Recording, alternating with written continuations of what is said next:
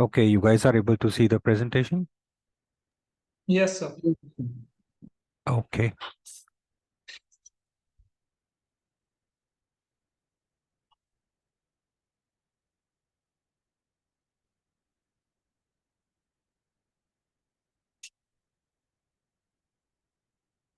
Right. I guess we have around about 18 people in the group, so maybe we can start. Okay, or you guys want me to wait for another minute or so? Yes, sir. Please wait for another 2-3 minutes. Okay.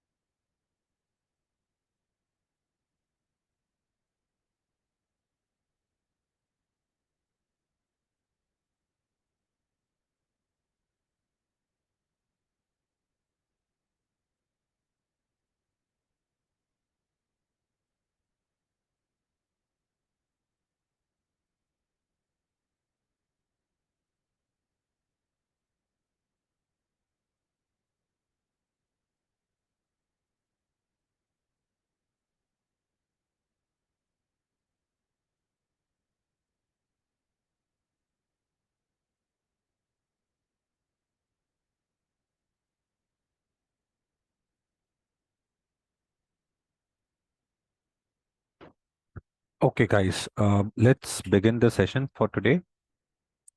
Okay. And I guess you all are able to see the presentation and also are able to hear me loud and clear. Yes, sir. Yes, sir. Okay.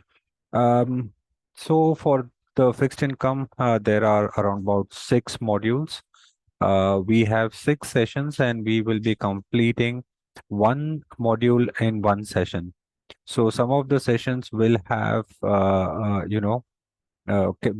typically complete before time, and some of these sessions may result into having additional 30 minutes or so to complete the session. I hope that is fine with everybody because I would not want to start a new topic and just finish in 30 minutes or so. I hope that is okay with everyone. Yes, sir. Okay. So today we will be starting with largely the introduction on fixed income securities. But before I do so, let me just quickly introduce myself. I guess you all are attending my lectures for the very first time, correct? Yes, sir. Yes, sir.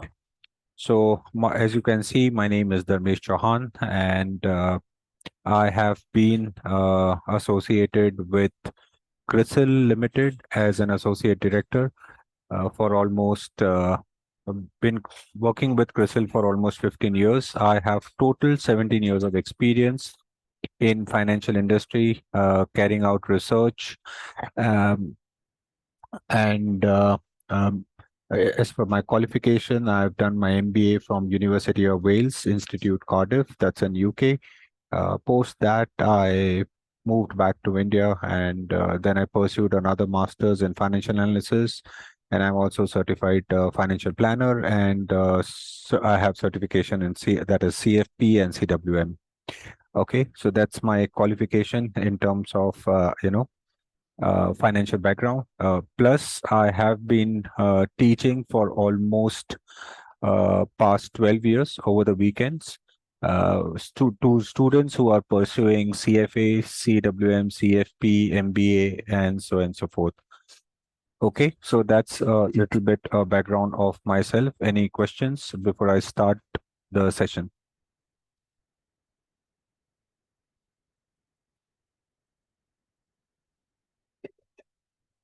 So there is a question in the chat box which is already answered, that there will be total 6 sessions, and we'll complete the entire fixed income in 6 sessions. Okay, So let's begin. I think there are no questions beyond this. So let me start with fixed income. Now, in fixed income, what we will be covering is largely components of fixed income securities. So what do you mean by component is, different elements.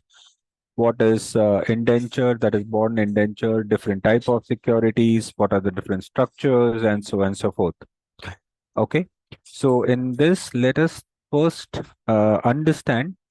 Okay. So here, if you try to, compare the presentation with the textbooks which are provided by Zell Institute, you may not be able to find it in the same chronological order because I have changed certain elements depending on how the flow of the presentation is.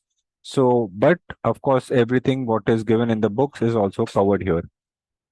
Okay. At any point in time, you have a question, you can either raise your hand and unmute yourself and ask a question, or you can put it in the chat. Okay.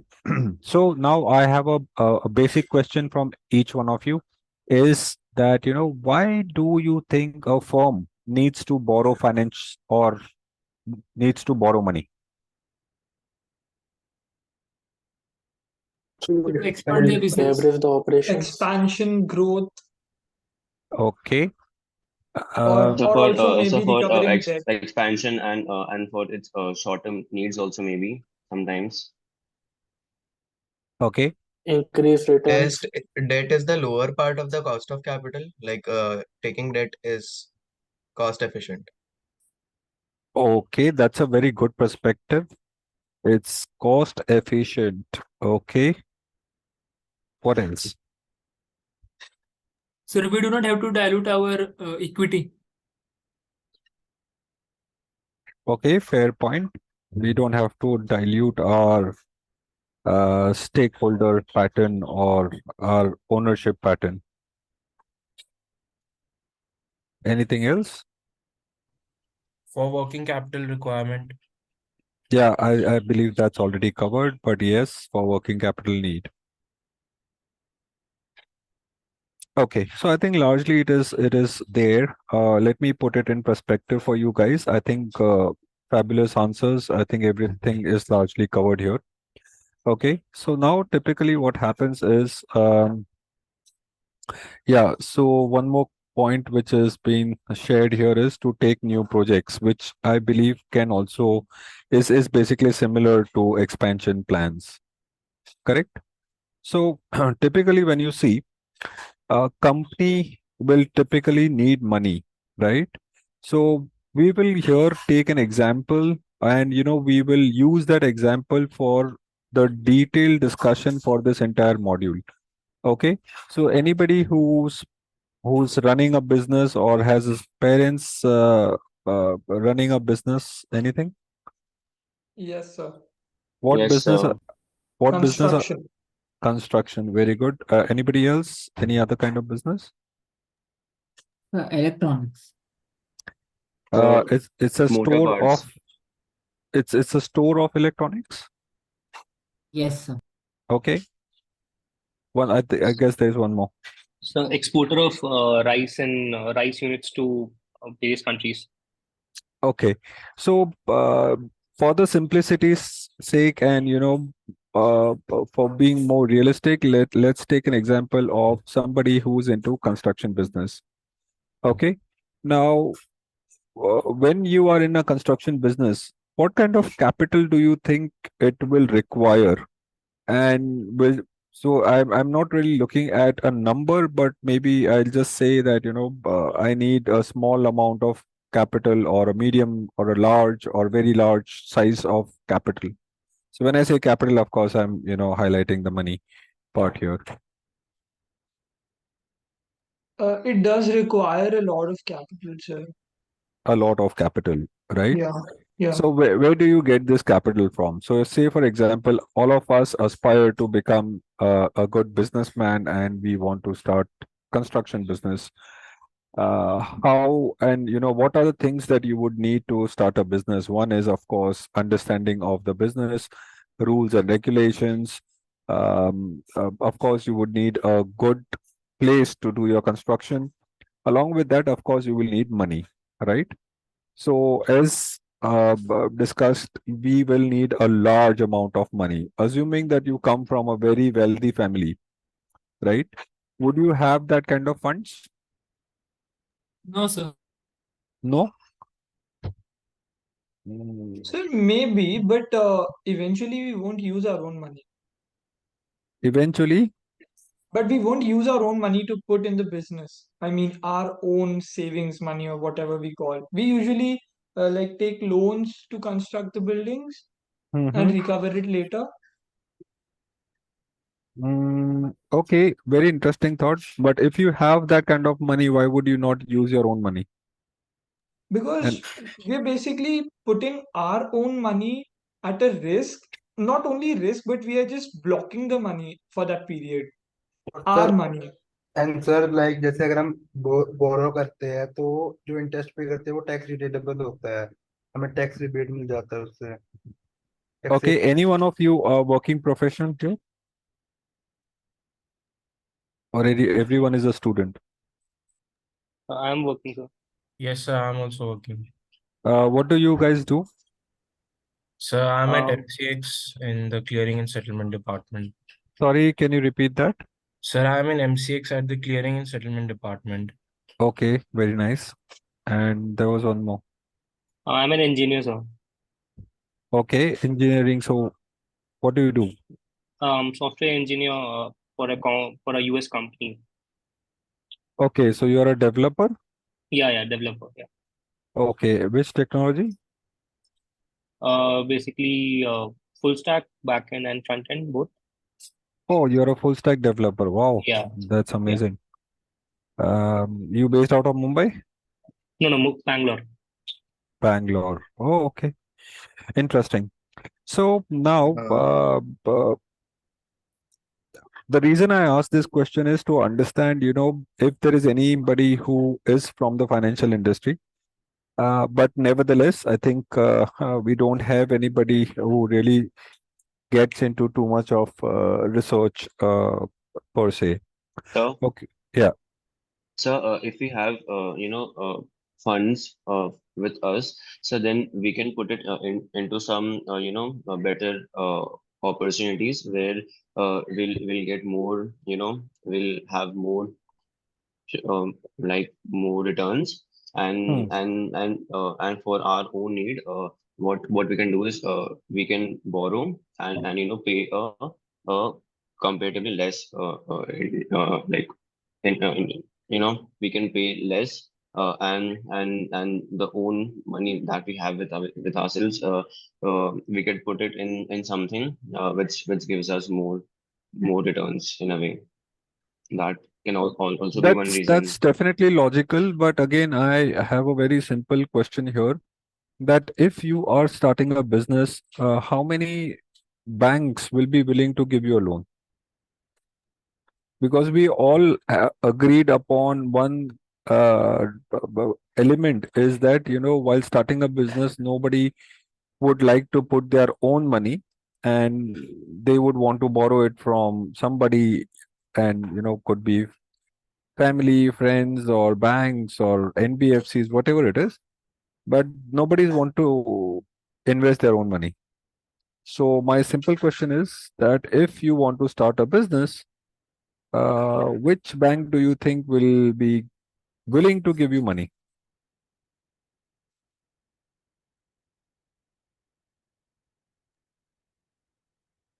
Any suggestions? So may it not be bank, but NBFC would give us money in a very primitive stage. Really? Yeah, because there are some schemes for new businesses and small businesses in which the money can be MSMEs, extracted yeah. from NSMEs, yes. Okay. So actually, in the beginning, we would require to sell our equity because Um, well, that's one of the thought process. So honestly speaking, when you are starting a business, I don't think so that anybody would want to or will be willing to give you money or any company would want to finance you. Okay, it is at a start of a business. Unless they see a good potential. So just a thought here. Say for example, I start a construction business. I have no, prior experience in managing a business. While I am having a 20 years of experience in the field of construction, where I was employed somewhere. Okay, but if I start a construction business tomorrow, it is sort of difficult for anybody to give me a loan unless I have something to give as a collateral. Okay. So typically how it functions is that anyone who wants to start a business, they will also have to bring in their own equity in the business. Correct. And that's when you look at the balance sheet, you look at what is the funds contributed by the owners. Right? Make sense? Yes, sir, absolutely. Correct. So post that you will start making expansion plans, and once your business is doing good, then you need to expand, and then you need large amount of money. Correct. And that's when you will look for options. Right. Again, I'm not saying that you will directly go to a bank, but you will start exploring what are the options. Correct. Maybe you will look for a partner and you will expect that partner to bring in some money. Correct. You may add two or three more partners, and in this partnership you will have more money coming in to run the business. Right. So similarly, what I have done here is I have taken that approach, and look at this company. You are able to see the marking that I'm doing on the screen. Yes, sir. Okay. So company and investors are hand in hand. Correct. Companies will need money to borrow, and the investors, that is the individual, will have money, that is the surplus money, which will flow back to the company, and company will issue a bond, and investors will receive what? A bond, and they will give money. Correct? Clear so far? Understood? Sir, can you repeat it once? Okay, so let's take a situation here. So you have started a company that is a construction business. Now that construction business is doing well, and you want to take more projects. Now, if you want to take this more project, of course, you will need some money to start those projects. And once you start the project, of course, then there is more booking expected. And once the booking is done, investors or the home buyers will give you money, and then you will use the same money to construct the higher floors. Correct? You are with me Yes, so sir. far? Yes, sir. Now, when you want to take up multiple projects, you need money. So what will you do is you will start looking out for various options. Now, one of the options is, of course, you will go to a bank, but bank may not feel so secured and or probably charge you higher interest rate. Correct? And that may not be lucrative to you. So what you can do is you can actually issue a bond in the market. Right? Now, what is a bond? I will come to that later. But in a way, you are issuing a security. You all know what is stocks, right? Yes, sir. So what is a stock? It is basically a security, right? It's a financial instrument. Yes, Yes, no, sir. Yeah, correct? yeah. It's a financial instrument which is sold in the market, and then there are investors who buy that instrument in the exchange of money. Correct? So here again, the company is not issuing stocks, they are issuing bonds. Okay. And the investors will buy those bonds and for the exchange of money.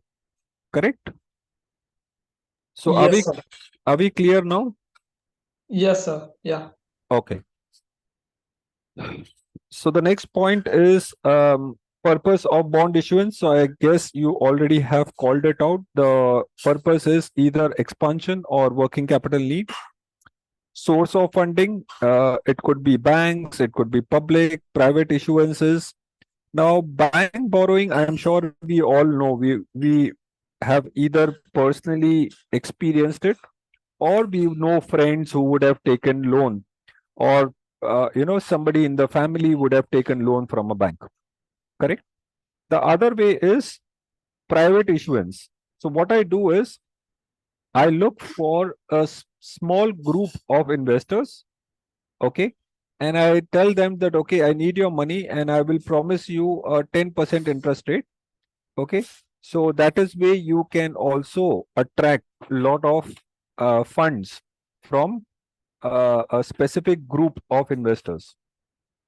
The other way is public investment. Public investment is when you actually come out with the issuance. Okay. For stocks, what happens? How is the public issuance done? In the form of? IPO. Absolutely. So that is done in the form of IPO, right?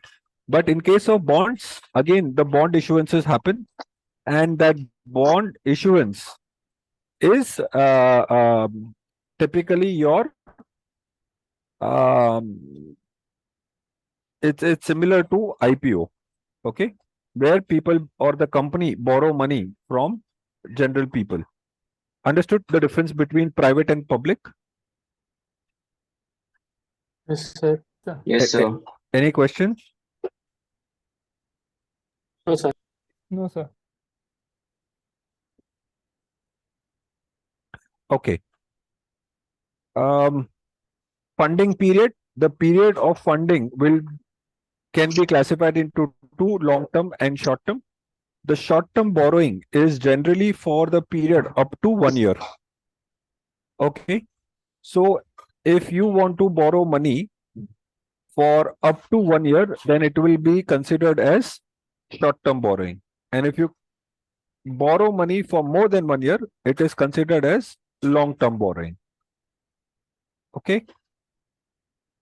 Certain examples of the entities or the companies which borrow money on a regular basis, okay, like Tata Capital Finance.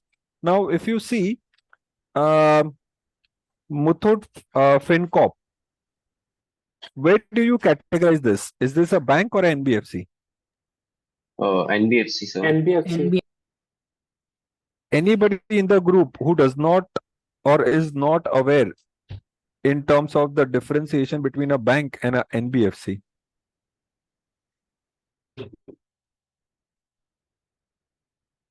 I'll be more than happy to explain, but of course you'll have to tell me that yes, we would want an explanation. If everybody is aware, then I can move to the next slide. So can you just explain it, please? Yeah. So bank, if you see, the bank is typically the function of the bank is to take deposit, correct, and loan and provide loans. They also issue checkbooks and so on and so forth. They have saving account and all. So their function is very different.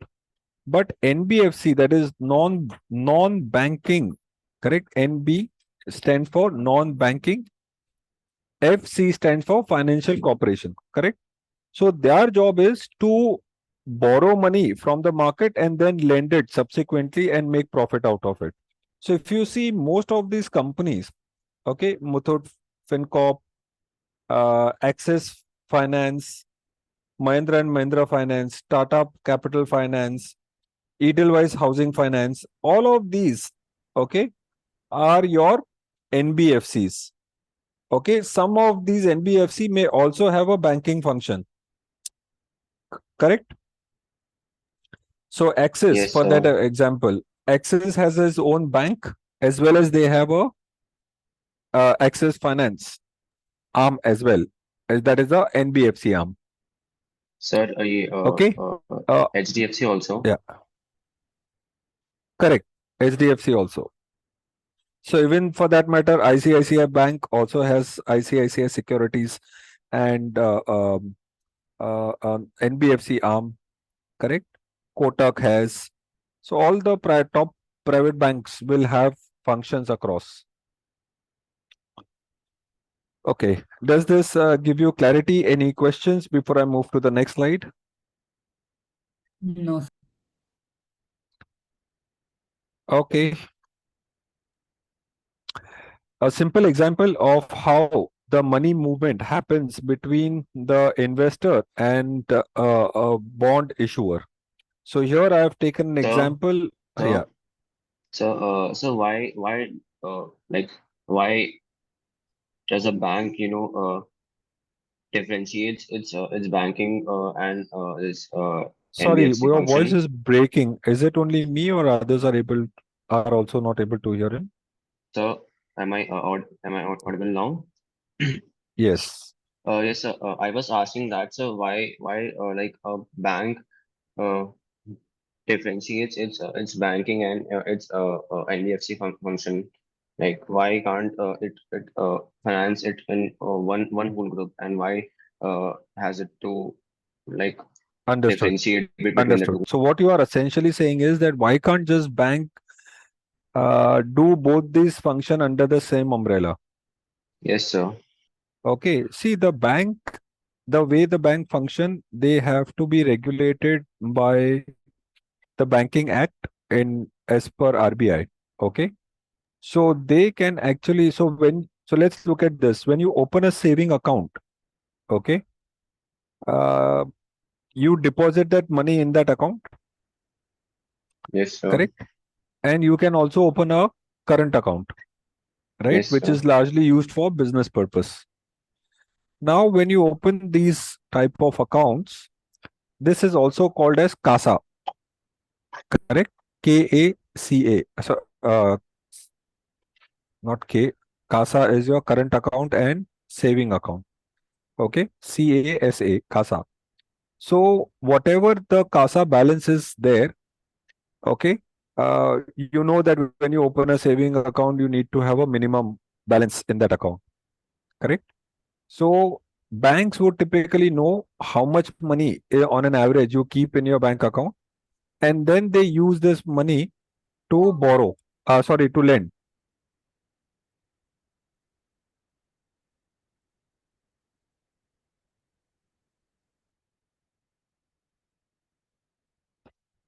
Yeah. Um, Sorry, where was I? CASA.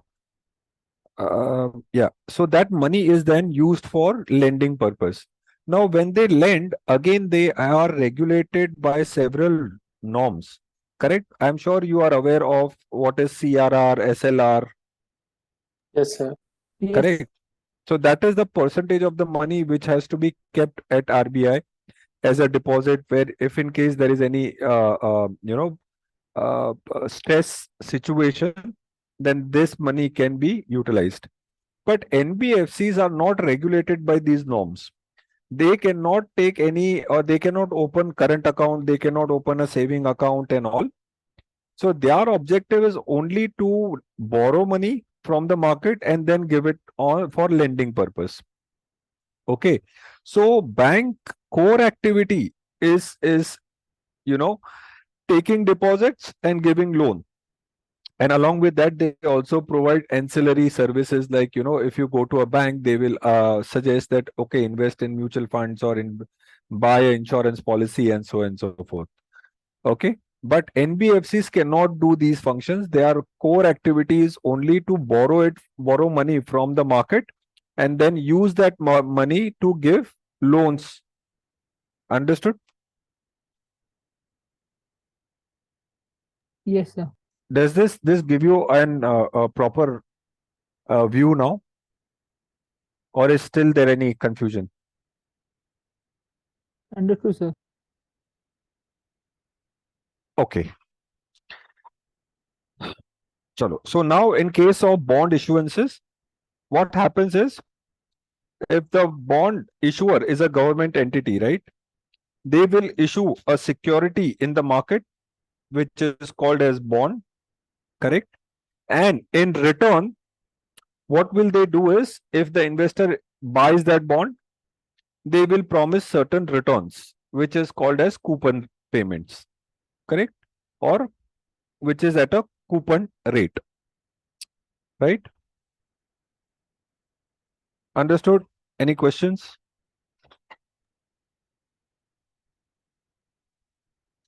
No, sir. Sure. Others, please comment in the chat box or at least unmute yourself and let me know if there are any concerns, questions.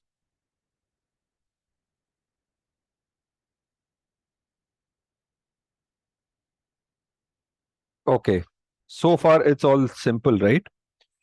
So now let's go back to the previous example that, there is a construction company. You guys are managing that construction company and now you want money for expansion purpose. So for this expansion purpose, when you want more money, you have consciously decided not to go for IPO and you are also not approaching banks. Now what you are doing is you will be issuing bonds in the market, correct? Now when you issue a bond in the market, why will the investors invest in your bond? Sorry, sir, can you repeat the last line? So my question is that if you are a owner of a construction business, right? Now, if Yes. you want to borrow money, okay, why will investors invest in your company? You are a new company, it's a new setup. Uh, we are not even sure whether, you will repay us the principal amount and the coupon payment. So why should I invest in your company? Higher interest rate. Okay, higher interest rate. So if you give higher interest rate, how will you sustain? How will you make profit?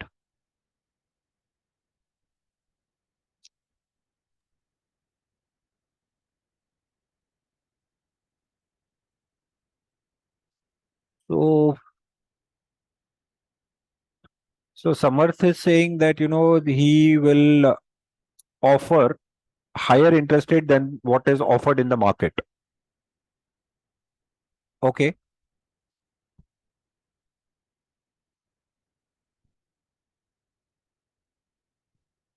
But you are, um, borrowing this money for expansion purpose, correct? So the risk that you will repay on a timely basis is higher in your case. So I understand that, you are just looking at a positive side. But as an investor, I would be looking at a negative side. Right? Right, sir. So how will you create a situation where people will be willing to invest in your bonds? This can be minimized by credit default swap.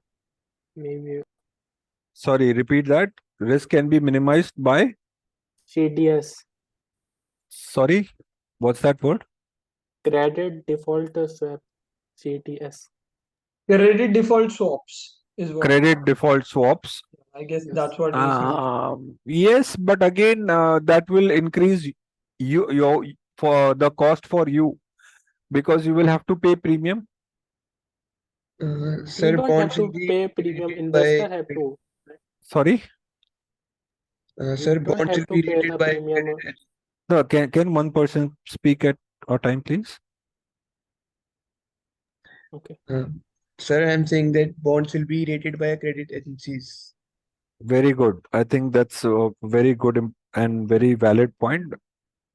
There was another point as well.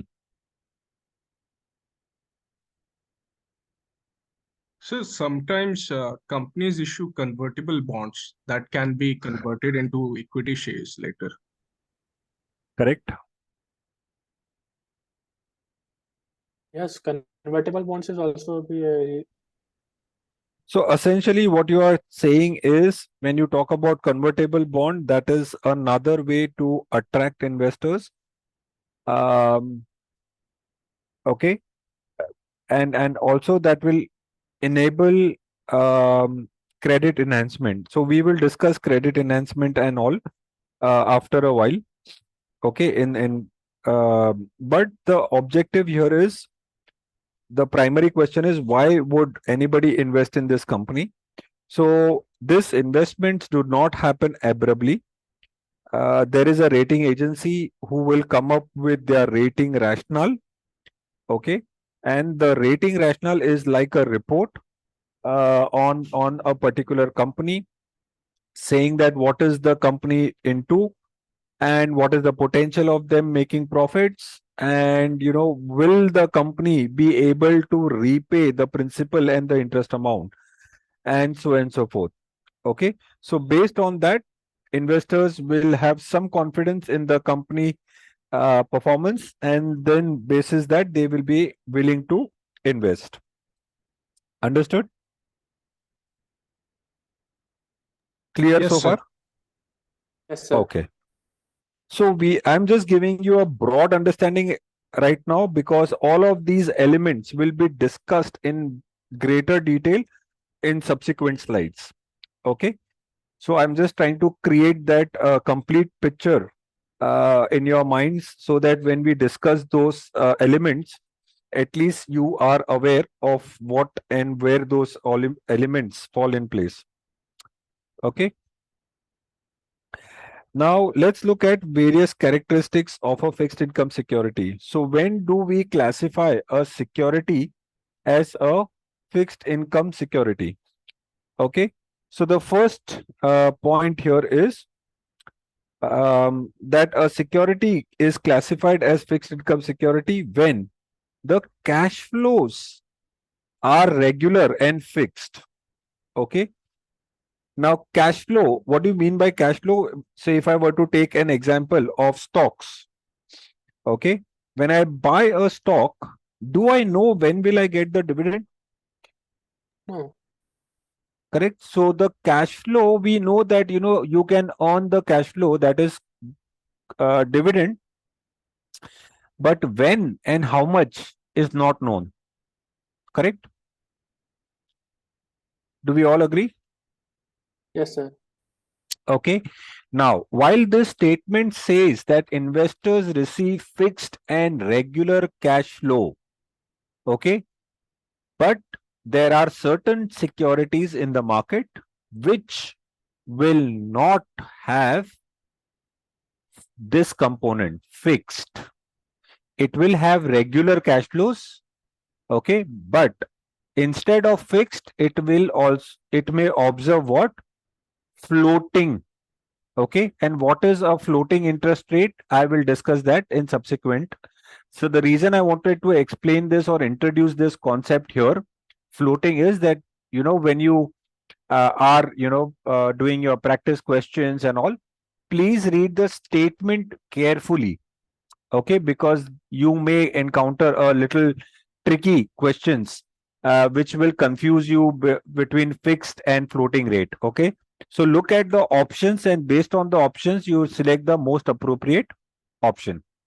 Okay, now the next point that is highlighted here is that the most cases rate of return, that is coupon rate, is known.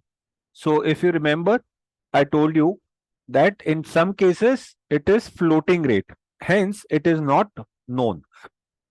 Okay. Contractual,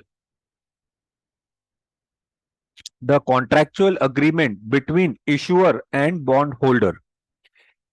Can anybody try to explain to me what could be the possible understanding of this point?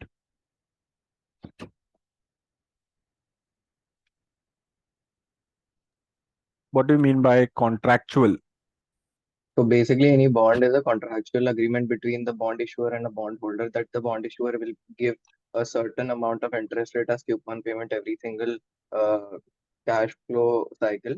And in the return, the bondholder will provide a principal capital to the particular bond issuer. Okay. And this is legally confirmed by the It is parties. it is legally binding. Yes. Correct? Very good. Now, if you buy a bond and I also buy the same bond, will the agreement be common between us, or there is a separate agreement with you and separate agreement with me? Sorry, sir, can you repeat the question again? So, say for example, you buy a bond of Muthoot Finance, okay, and I also buy the same bond, correct? Will the agreement be the same, or it's a separate agreement with you and separate agreement with me? So it will be a separate agreement with you and separate agreement with me because we are holding two different bonds, but like of the same entity, but two different bonds. So it will be two different contractual agreements. Oh. Okay, but okay, so maybe what you are trying to say is that the certificate will be issued to you and me as well, Yes. correct? So, but the But contract will be same, I guess. no, so what he is trying to say is that a bond certificate will be separately issued, but terms and condition will remain same for both, Yeah, that will remain same for sure. correct? So I can say the contract, but it is a contract between all the investors put together and company, correct? Yes, sir. Do you all agree? Any question, any doubt?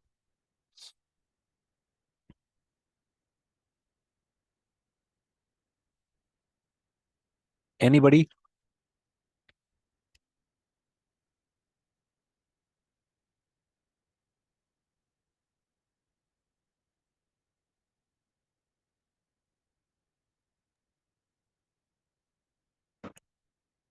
No, no questions. Okay, let's move to the next point. So before that, I guess there is a comment which says if I am giving fixed rate, I'll receive the market rate in floating. Can you elaborate on this, because I'm unable to really understand the point that you are trying to make? So basically, you and me have a contractual agreement that you will provide So me a fixed who's coupon you rate. and who's me? I'm the company and you are the investor, or It can be a company investor or it can be two different individuals. Basically, a company issuing floating interest rate bond. okay, go ahead, please explain further. So you and me having a contractual agreement that you will provide me a fixed rate of interest, which is around 7% of the market, 7%, and I will provide you whatever rate is going on in the market. So Okay, if the so market is at now I know what 6%, you're trying to say here, but I think you are confused between the normal bond and what you are discussing is swap. yeah, okay. Okay, so we are not started discussing interest rate swaps. Okay, that will be covered in derivatives, and we will look at it in sort of brief in one of the topics going forward. Okay. Sure. Okay. Yeah. So the next point is uh, features of one bond may vary as compared to another bond. Now, again, when we are saying that one bond with another bond means one issuance with another issuance. So, for example, Muthoot Finance issued a security in the market. Okay. When you issue a security in the market, that bond is assigned an ISIN. Okay. You all know what is ISIN? No, sir. I have mentioned it in the chat. Sorry, let me put it again.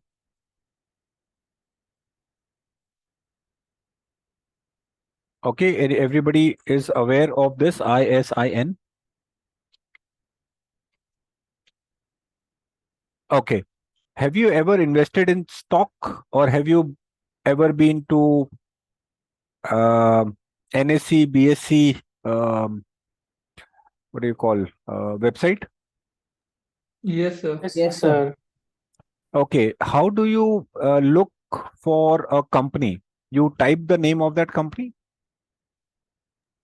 BSc code. BSC code or ISIN code. Okay, ISIN stands for International Security Identification Number. Okay, so for example, you all know what is a PAN card? Yes, sir. Permanent account number. Correct. Now, what does that indicate? It's a unique number. Yes. Any transaction that you do in your lifetime has been registered in it. That's right. But the PAN number is assigned to identify that individual, right? Yes. Either it is an individual or a corporate or a legal entity, whatever it is, right? Similarly, ISIN is assigned, which is a unique identification number, to the kind of issuance which happens. Okay. So let me just, stop this presentation and go to a website.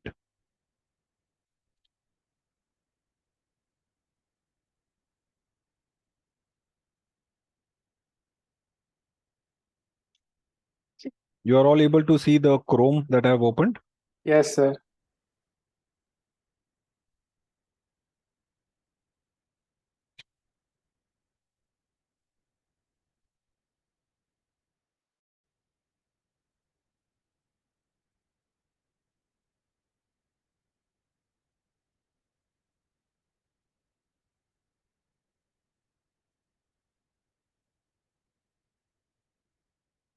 Okay. You can see the lot of these securities are populated, right?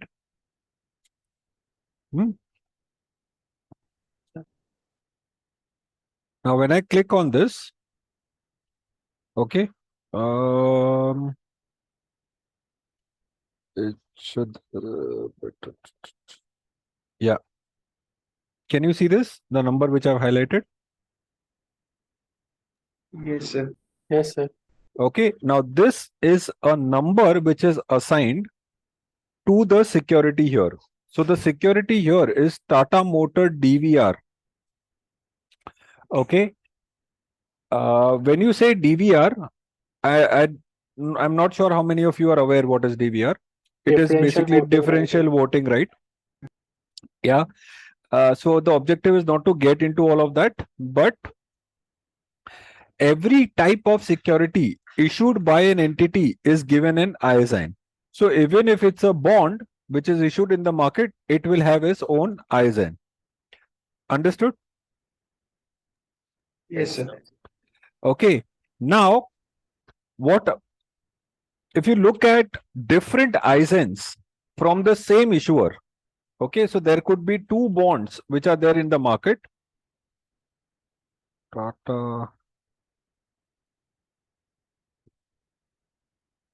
If you see, there are two. No, these are different companies. Motors company. Okay, so there could be a situation where a bond is issued by Tata Motors today, and after 6 months they issued another bond. Correct? Is that possible? Do you all agree, disagree? Yes, sir. Correct. So when Tata Motors issues another bond, the terms and condition of that bond will not be same as the one which has been issued earlier. Okay.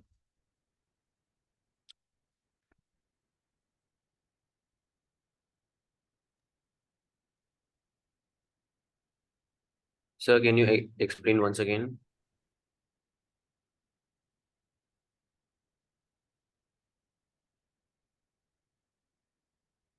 Okay. So let me explain that once again. Say you need money today. So what you did is you borrowed money from me. Okay. And you said, okay, I will issue a bond to you. You invest in that bond.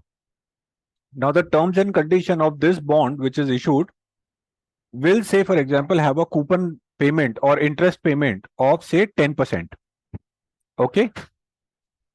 Now, after 6 months, you come back to me saying that I need more money. Okay.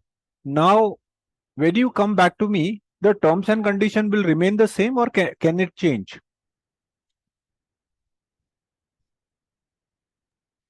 So it will remain the same, I guess. No, because the market condition has changed. Your capacity has changed because earlier, whatever income generating capacity you had, you could pay interest to me, right? But if you borrow more, your burden or your ability to repay this reduces. Agreed? Yes, sir. And hence the risk also increases.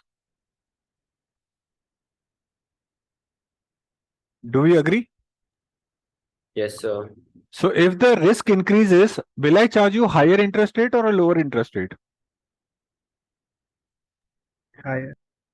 Right? So now the terms and conditions have changed. Earlier I was charging you 10%.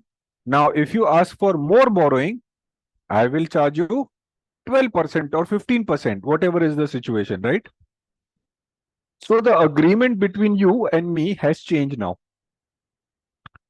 Make sense so far with me? Yes, sir. Okay.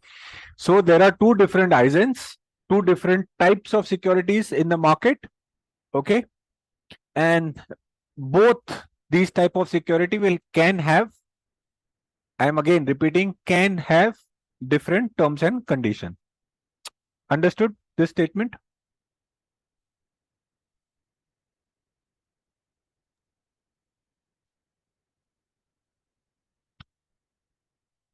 Okay, the final point or the characteristics of fixed income security is the price fluctuation, okay, is comparatively lower as compared to stock market. Okay, now we all know that this fixed income securities are traded in the stock market or on the exchange rather than stock market. I will say exchange. Correct? You would have seen a stock increasing or the stock price increasing substantially or decreasing substantially, right? But can that happen with the bonds also? No, sir. Why? So because they have a fixed face value as well as a coupon rate or interest rate. So their downside and upside are both limited. Yes. So downside and upside are limited. I agree, as compared to the stocks. Correct? Because stocks, while they also have the face value, but there is no limit to which they can uh, have a increase or appreciation in the price or depreciation in the price. Okay. Is the characteristics clear? Any points? Any questions? No, sir.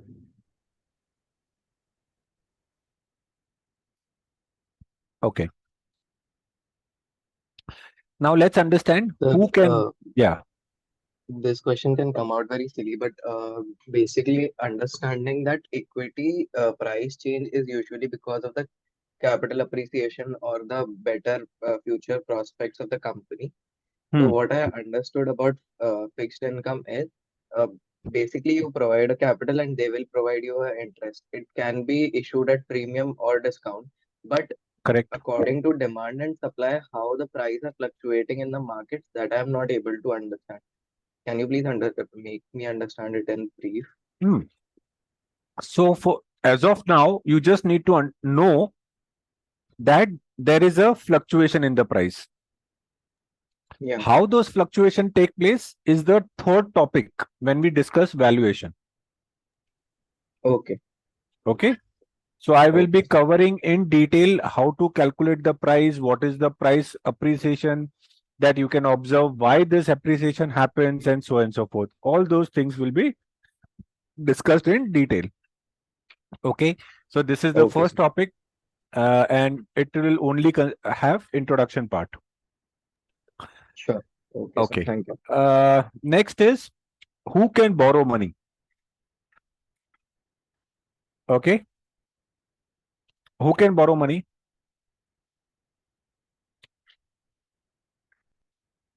Any suggestions?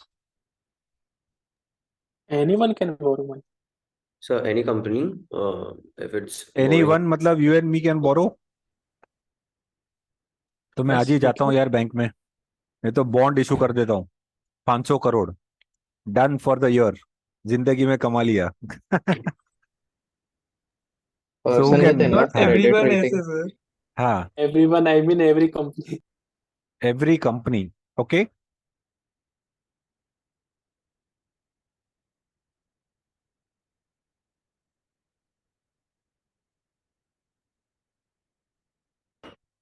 Who else? That the government. Very good. So when we say company, na, we will stop using word company, but we will now use the word corporates. Okay. So government, corporates, who else can borrow money?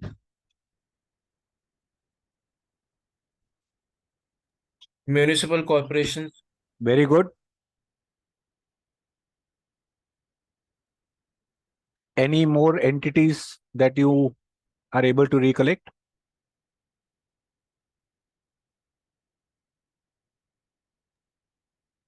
The sole proprietors, limited partnership firms.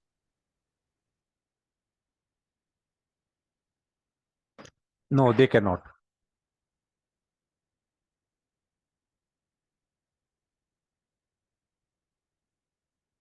Banks.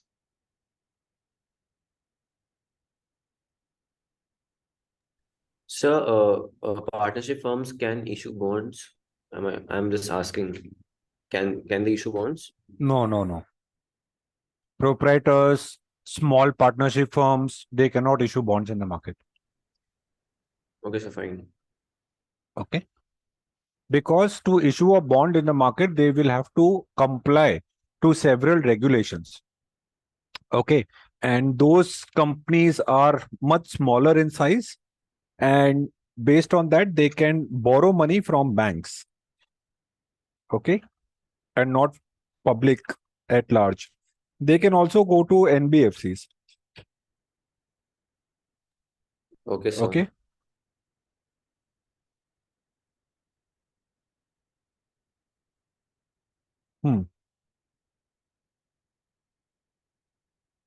Okay. You can see the slide, right? On the left hand side, I have given the categories of the bond and name of the issuers. So when I look at the category, okay, the first category that I see here is central government. Okay, sovereign national bonds. Okay, matlab, who central government means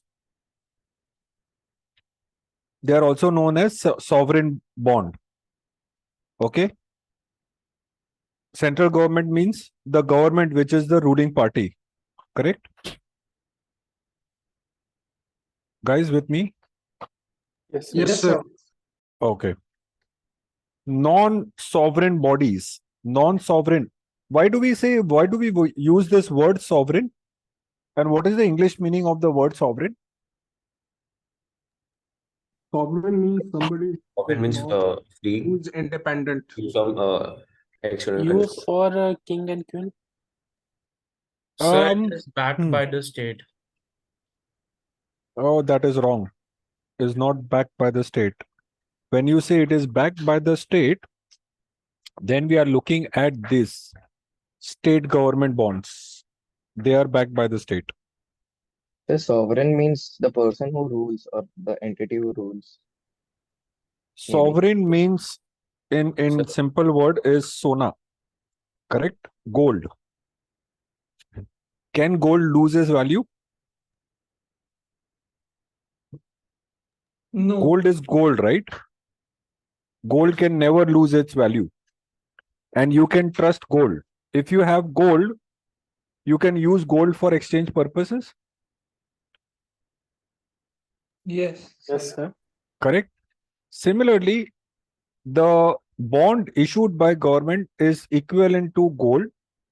There will be no default on that. तो सरकार को पैसा दिया है तो rest assured वो पैसा वापस आ जाएगा. Understood? Okay, so these bonds do not default basically. Exactly. Okay. These are Okay. like low coupon bonds. So according to you, state government can default. State government can default, and in history they have defaulted. Understood? Yes, sir. Now, what if the central government bonds are defaulted? What does it mean?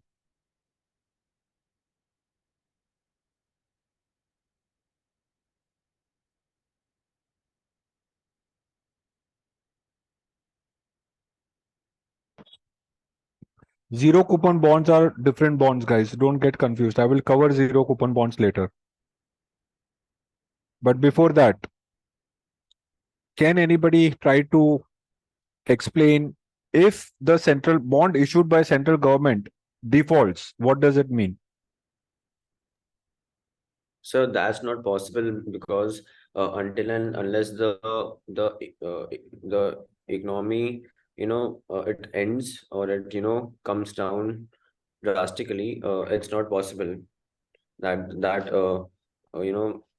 the payment is not done by the government, or the government defaults or something like that. If the central government have difficulty to pay its debt, then they will simply print out the money and pay its debt. So my question is, what will happen if they default? What does it mean? And अगर आप बोल रहे हो कि ऐसा नहीं होगा ना, श्रीलंका में अब भी हुआ. But then it probably foreign means reserve का that they खत्म हो were. जाना. Sorry? Foreign reserve का खत्म हो जाना. Maybe the reason. Wait, can you repeat that? Foreign reserves का खत्म हो जाना. Maybe a reason. किसका खत्म हो जाना? Foreign Resource. exchange, Reserve. foreign exchange reserves. नहीं. So see, if you give your money to the government and government says no, that I am not going to return your money, correct? It means the economy is undergoing crisis. Okay. Yes. And the simple is that this economy, you don't know when will it be sustainable.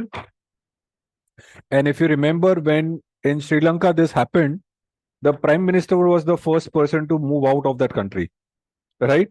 In a way, when this happened, he and his family moved out of Sri Lanka. I don't know how many of you are aware of this.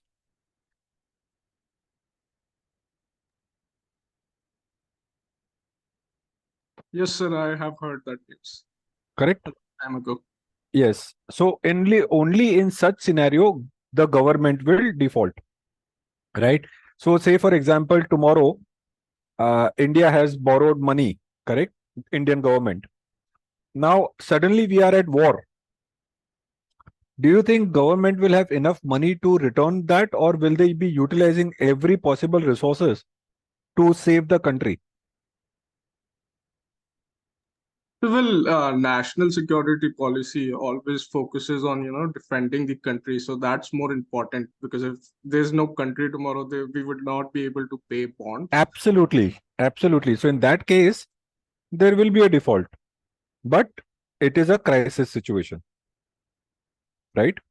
So in crisis situation only, there is a possibility that you will not receive. So, okay, so the point here is that sovereign bonds are considered as zero default bonds. The chances of bond defaulting is almost null. Only in extreme cases, okay, which is rare of the rare situation, there could be a default. Understood, guys? Yes, sir. The next is non-sovereign bonds, which comprises of municipal bonds, correct? State government loans, which is also called as SDL. Okay. Backed by, so some of these state loans are also backed by central government, or it is backed by state government. Okay. Clear? Can I move to the next? Yes, sir. Yes, sir. The next is quasi-government bonds. Quasi-government means, example दिया हुआ देखो, Indian Railway. Now, Indian Railway is what? Is it a government? Yes, government company. Yes, sir. It's a It's government a company. it's a government company, but not a PSU either. है ना? Sir, it's a PSU, I guess, because it's uh, under the control of government. So it's public sector undertaking, maybe. Okay. So let me put it the other way around. Okay. Now, the kind of investments which are required for the railways, where does this money come from?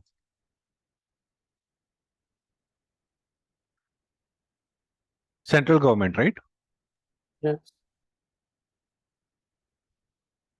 So while this is a PSU, okay, it may not inherit all the features of a PSU. Okay. Now, if I were to give an example of a State Bank of India, it's a PSU bank. Yes. But it is a. Can you compare SBI, State Bank of India, and Indian Railway at the same same barometer? The answer is no.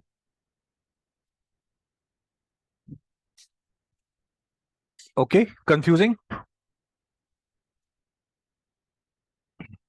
Confusing, guys? Can you explain it again? Okay, so when I say quasi-government bonds, okay, it is not necessary that it will cover all public sector undertakings. Okay, it has specific type of undertaking which will be covered in quasi-government. And the example is given here. Indian Railway, LIC, SEBI, correct? Now, SEBI, is it a PSU, if you ask me?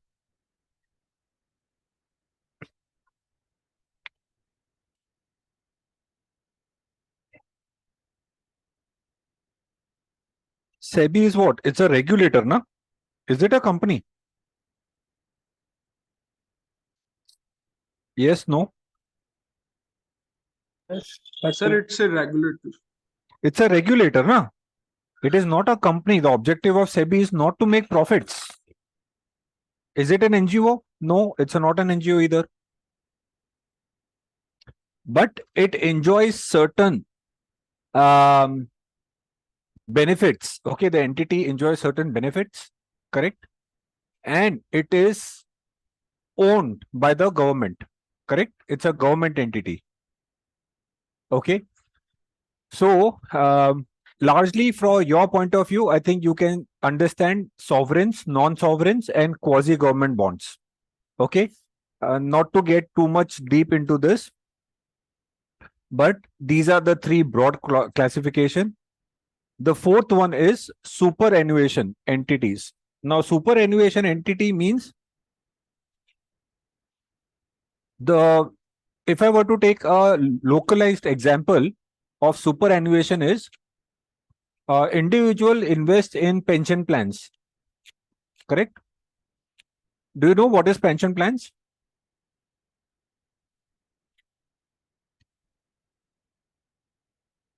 Guys, you know what is pension? Yes, sir. Okay, what Oh, happens in yes. the pension? You keep contributing the money, okay, or you keep investing some money, and on retirement, okay, after the retirement, the individual will get pension till they survive. Correct? Yes, sir. And this is called as annuity product. Correct? हर साल आपको पैसा आएगा ना? Yes, sir. So these are annuity products. So any company who are into superannuation or annuity products can also borrow money. Okay.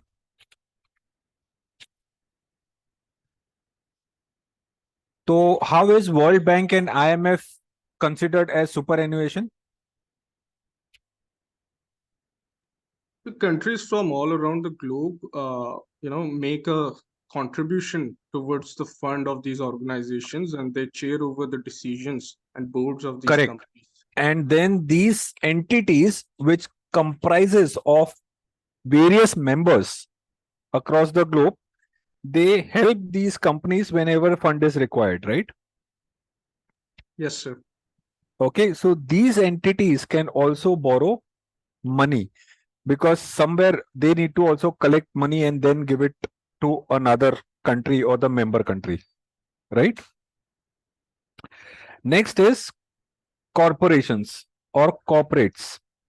Okay, corporates are basically your financial and non-financial corporates, which includes bank, NBFC, manufacturing companies, so and so forth. Okay, then you have special entities. Now, special entities is your special purpose vehicle or SPV. This we will be discussing in a greater detail in the module 6. Okay, so these points will be covered there, but broadly to explain to you is that if I want to borrow money for a specific purpose, then only I will start this entity, and once this purpose is met, okay, I will close this entity. Okay, and this special entities are basically to meet a collateralized obligations. And what is collateralized obligation is, I'll just give you a simple example. Currently, we are 19 of us on this group, correct? Now, assume a bank has given us 1 lakh rupees loan each. Let me make it 100 crores. Each one of us has taken loan from SBI and that is 100 crore loan. So all put together, it is 900 crore loan from SBI, correct? Now, imagine a situation where everybody is given a loan at 10%, right?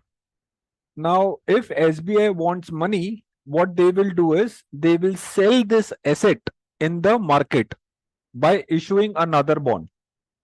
Okay, so investors will invest in a bond and that money will be received by SBI, and whatever repayments are done by us in a form of EMI, that money will be utilized to repay the interest and principal of the bond investors. Make sense? Yes, sir. Sir, can you repeat it? Okay. For example, we are 19 of us. So all 19 of us have borrowed money from SBI and each one of us has borrowed 100 crore. You are with me so far? Yes, sir. Okay. So now SBI के पास तो पैसा खत्म हो गया, right? So will they stop doing business? Yes, no. So how will they accumulate money? They will. So SBI के लिए ये जो 1900 करोड़ जो है, is it an asset or a liability? Asset.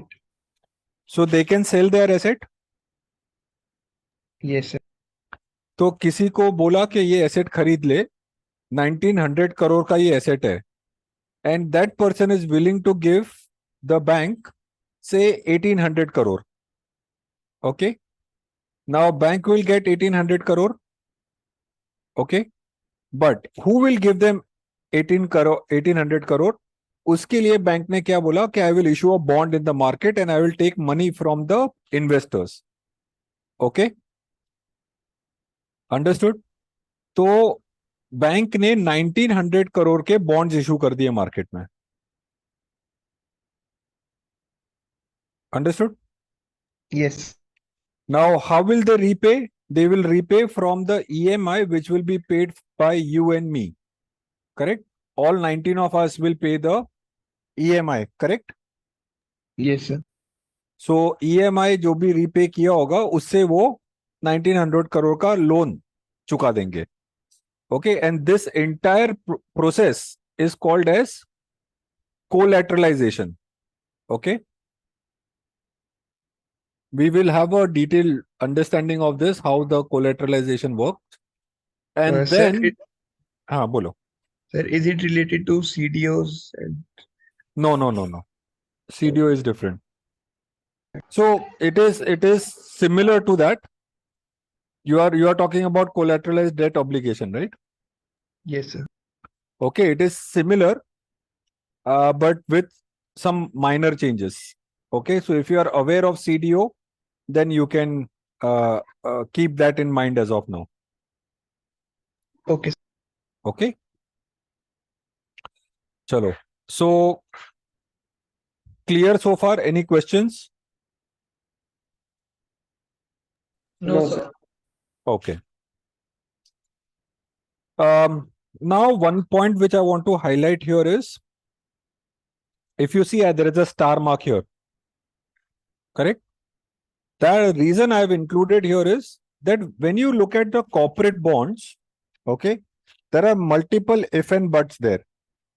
Now, when I say if and buts, one is the structure in corporate is very different. So you have a parent company, then you have a subsidiary, correct? Then you have a holding company ka concept. Anybody who is aware of what is holding company? Yes, sir. It's basically the parent company, right? No. Then the parent and subsidiary तो होता ही है ना. Holding company क्या होता है?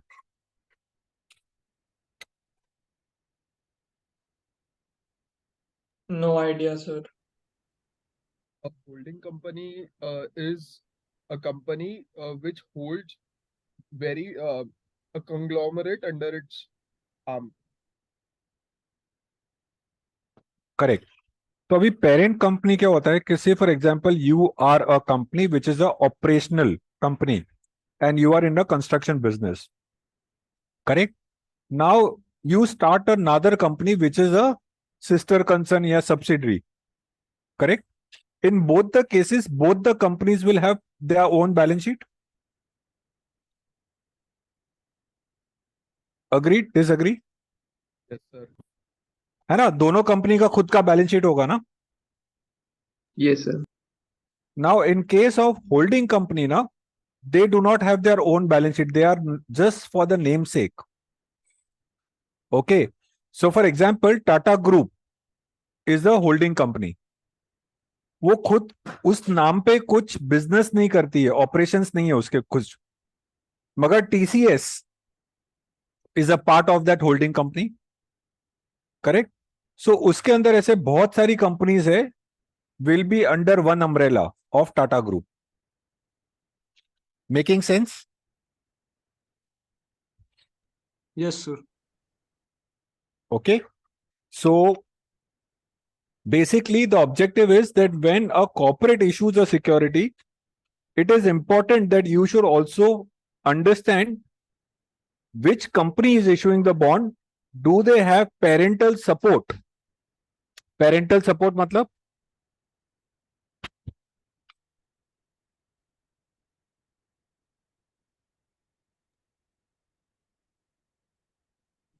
A bigger company is backing the other company. correct. The parent company is supporting or backing it up or not. Correct.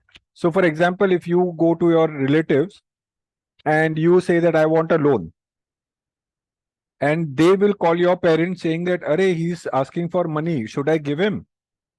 And your parent says, yes, give him. If he doesn't repay, then we will repay.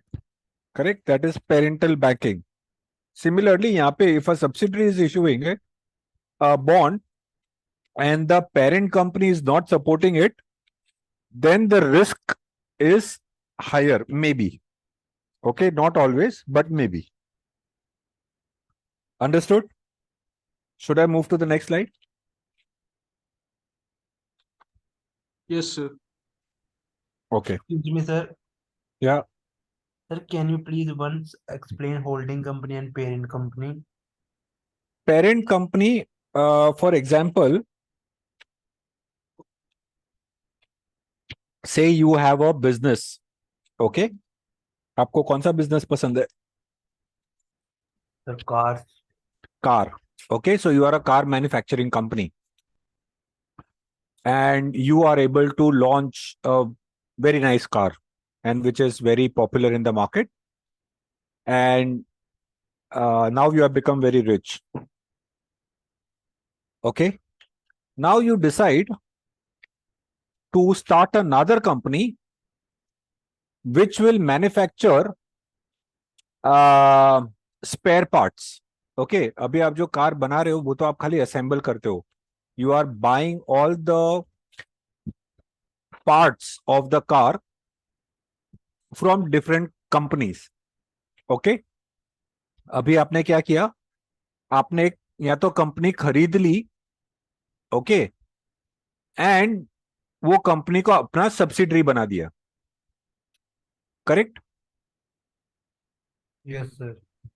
तो in that case your car company will become the parent company and your spare part वाला जो company है will become a what? Subsidiary. Correct? Yes, sir. Now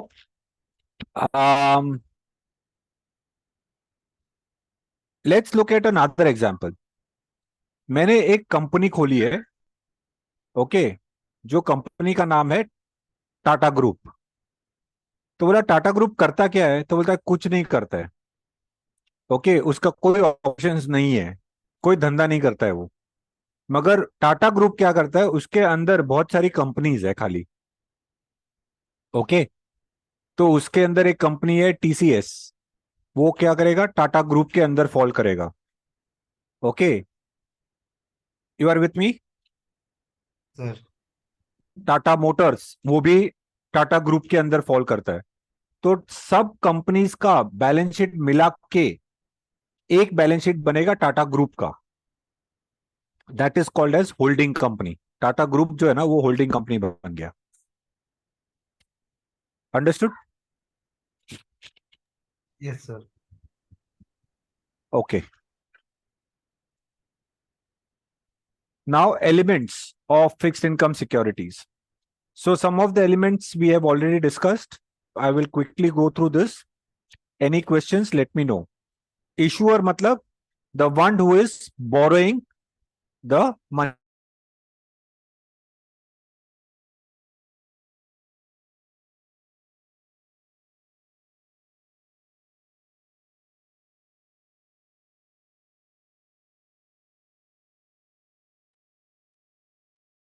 Sir, you're not audible.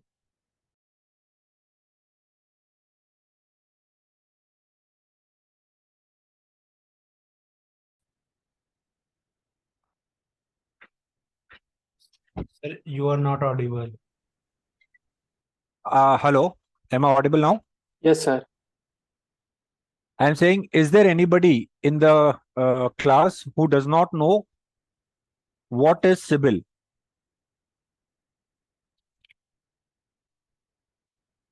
So what is it, sir? CIBIL. Can you just explain it, sir? CIBIL score. हाँ, CIBIL score. Credit rating is the CIBIL score. The credit rating agency. मैंने group में लिखा है chat पे CIBIL. So CIBIL is an entity, okay, which tracks the rating or credit worthiness of individuals. Okay.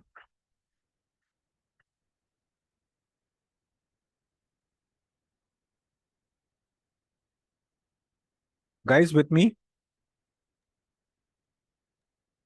So Yes, sir. it's CIBIL, I guess. Sorry, मैंने क्या लिखा है? So S लिख दिया. अच्छा, sorry. Like, CIBIL, Sibyl.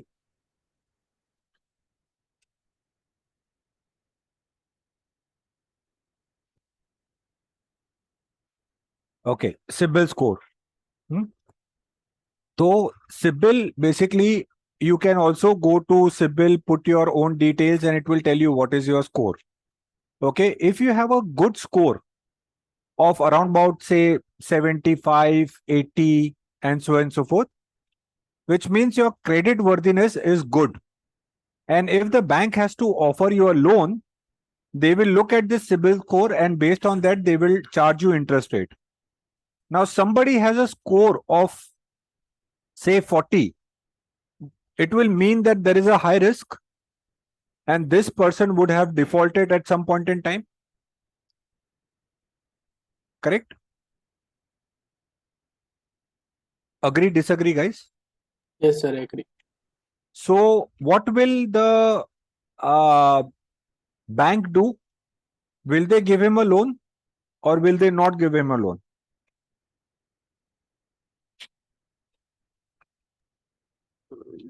so not so easily, maybe. Or if they give the They'll ask loan for, in the high interest rate. mortgage or something.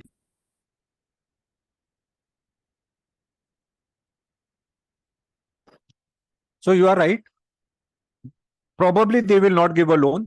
Even if they have to give a loan, they will charge a high interest rate, and also probably they will ask for mortgage or a guarantor कि भाई कोई sign करके लेके आओ कि तुमने पैसा नहीं दिया तो वो देंगे. Correct? Similarly, in case of corporates, when entities want to borrow money, there is a regulatory requirement where they have to go to a rating agency, okay, and rating agency will assess the capability of the company to repay the loan, okay, which is known as credit rating, or the agency which gives this credit rating is called as credit rating agency. Okay, how many credit rating agencies do we have?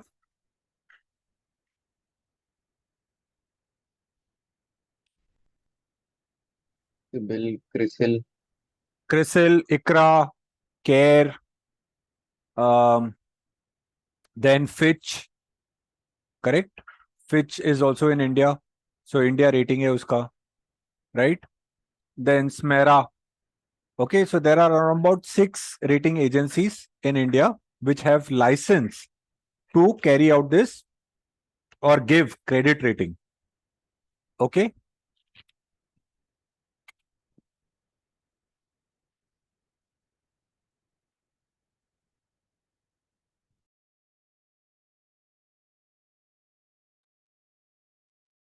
Now, what is coupon?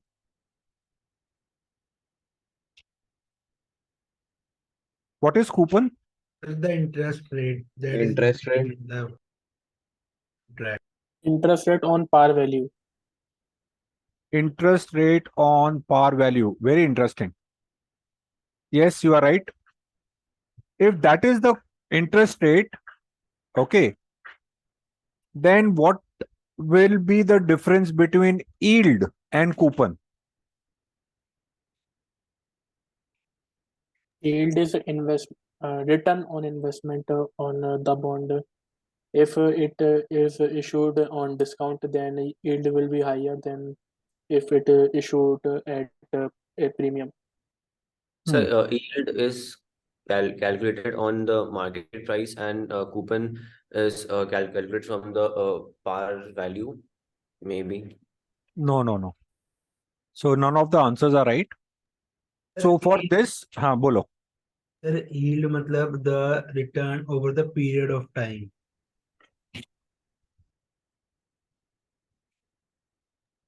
So, sir, it includes the interest and the capital depreciation also, like the bond prices fluctuates. So, if the bond prices are less, so our yield will increase. So that is the relationship, and if the yield is higher than the coupon, then the bond will be traded at discount, and vice versa. So we are not getting into that. We will discuss that when we discuss valuation. But my simple question is, what is the difference between yield and coupon? Okay. So to understand this, and so that we never get confused, I will give an example here. Okay. Now imagine yourself as a lender of the money, and imagine me, okay, as a borrower. Now, if I have to borrow money from you, what is the interest rate that you will charge to me, and why?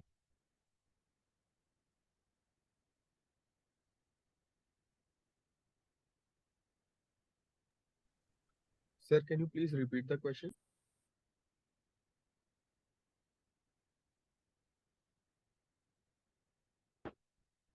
So the question is, imagine yourself as a lender of the money, or money lender.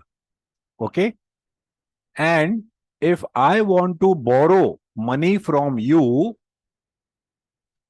I have three questions. One is, will you lend money to me? If yes, then at what interest rate? And no, then why no?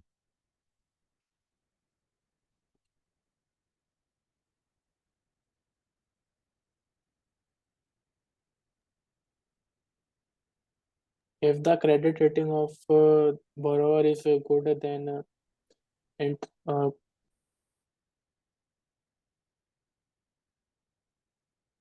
If the credit rating of the borrower is very good, then we can provide lesser and interest rate and from the market. expected नहीं, borrower तो मैं हूं ना, मैं आपसे उधार मांग रहा हूं. तो करेक्ट. अगर आपका सिबिल स्कोर बहुत अच्छा है तो मैं आपको कम इंटरेस्ट रेट पे पैसा देने को रेडी होता हूँ, पर तो अगर what is that interest rate? So say let's at least put, I want money from you is 50 lakhs, and I want it for 5 years. The market rate. मतलब how will you decided on define the the basis market? of market rate. How rating will you अच्छा define? है तो sir हम आपको market rate से कम में दे देंगे, like, और अगर खराब है तो आपसे फिर इंटरेस्ट रेट ज्यादा चार्ज करेंगे, Hey, more but then okay, so let's take an assumption ना here. What is the 5 साल इंटरेस्ट, 5 साल का लोन चाहिए आपको, तो मार्केट में क्या रेट चल रहा है? लेट्स टेक तो ए उसमें 8%. 8% ले लेते हैं, ठीक है? Yes sir. ओके, तो अब अगर 8% है तो how much will you charge me? If credit rating is good, then less than 8% maybe. Okay, anybody Sir, else? at least Sir, more 8% than because 8%. that is the benchmark, the current benchmark. Sir, more than 8% because of time value of money.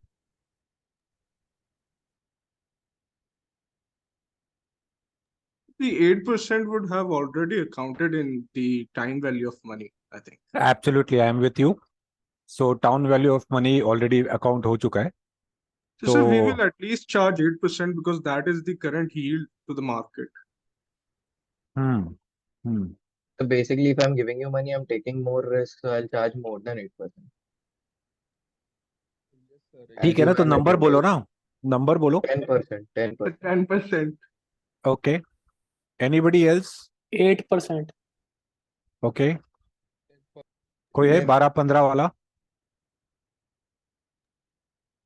Sir, if I don't know your CIBIL score and you're completely new person, then I would charge 12-15%. Okay,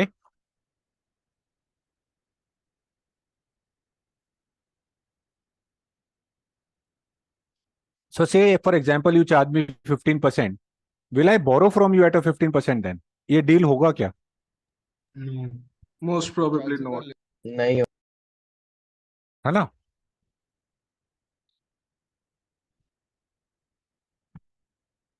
तो फिर क्या करेंगे? Deal तो होना चाहिए ना, interest rate कम कर देंगे। है ना? So something which is palatable to both of us और agreeable to both of us, right? है ना? इफ समबडी थिंक्स के रिस्क ज्यादा है तो तुम बोलोगे 15%, मैं बोलूंगा नहीं बॉस 15 तो मुझे जमेगा ही नहीं, because I can not make that kind of profit. So even if I agree 15%, I know that I cannot repay, and I am not taking loan to make losses. I am making to make some profits also.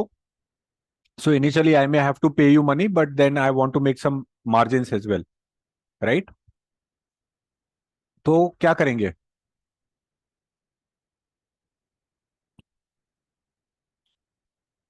बातचीत करके एक common number पे आ जाएंगे, like 10 या फिर 9। Correct. सो इसमें अभी एक ही है, यू ऑल अग्रीड के मैं मार्केट को एज ए रेफरेंस लूंगा. करेक्ट? Yes no guys? सबने बोला ना मार्केट को रेफरेंस लेंगे हम. Yes sir. तो मार्केट में अगर 8% है तो मैं या उससे थोड़ा ज्यादा या थोड़ा कम, depending on multiple factors. Correct? अब अज्यूम करो कि हमने 9% अग्री कर लिया. ओके, तो I will issue a bond to you and you will give me money. Correct? Guys, I am going slow because this topic is very important, and if you don't understand then let me know right away, and if you understand then say yes. Okay, if the interest rate discussed or agreed between you and me is 9%, I will issue a bond to you and you will give me money. Yes, sir. और वो जो bond होगा उसमें मैं लिखूंगा कि I will give you 9% interest and you will give मी से 50 lakh rupees. Correct? Right? तो हमने जो आज किया, जो 9% अग्री किया ना, that is what market expectation. Repeat with me, what is this? Market expectation. Okay, now market expectation तो आज 9% है. If I come back to you after 1 year, okay, and say that I want another 50 lakhs, will you give me a same 9%, less than 9%, more than 9%? More than 9%. Depends, depending sir. on market conditions. Absolutely. अगर तभी market condition में market में ही 6% पे loan मिल रहा है, and if you say that you will give me a 10%, will I ever take that loan? No. sir. Correct. So my market expectation changes. Correct? Yes, along with the time. Along with the time. Absolutely. So the change in the expectation is called as yield. समझा अभी?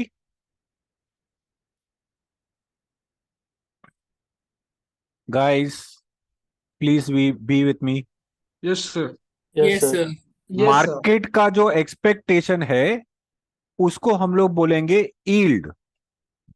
And when this yield is promised to somebody, it is called as coupon.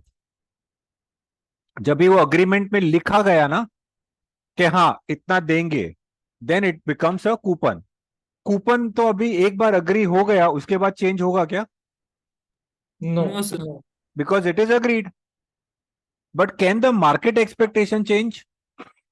Yes, Yes. sir. है ना? Market तो आज बोलता है 7%, कल बोलेगा 8%, फिर परसों बोलेगा 6%. It can keep changing, right? So now you are clear in terms of what is the yield and what is coupon. Yes, sir. I hope ये अभी कभी भी लाइफ में कंफ्यूजन नहीं होगा. हाँ सर, नहीं होगा. No, sir. क्योंकि No, आगे sir. जाके मैं सिर्फ कूपन और यील्ड टर्म यूज करूंगा, तो तुरंत क्लिक होना चाहिए कि यील्ड का मीनिंग क्या बोल रहे हैं और कूपन का क्या. ओके. Basically yes sir. मतलब हुआ ना, जो कूपन रेट हुआ वो मतलब हम कॉन्ट्रैक्ट में जो कॉन्ट्रैक्ट में होगा वो कूपन रेट हो गया, और जो मार्केट रेट है वो यील्ड हो गया. Absolutely. Coupon rate cannot change once it is defined, but market expectation will change daily. So what is a YTM, yield till maturity? हाँ, तो वो करते हैं ना, yield to maturity कॉन्सेप्ट जो है ना, वो YTM इधर मैंने डाला नहीं है ना. तो यहाँ पे नहीं करेंगे, नेक्स्ट टॉपिक में करेंगे. Okay. So what we have covered so far: issuer, credit rating, coupon, yield, current yield, maturity date, मतलब जिस दिन मैच्योर होगा, the day when you will receive your principal amount. Okay. Now there are perpetual securities in the market. Perpetual का meaning क्या हो गया? Continuous, forever, है ना? तो perpetual bonds are there in the market which does not have a maturity date. Okay.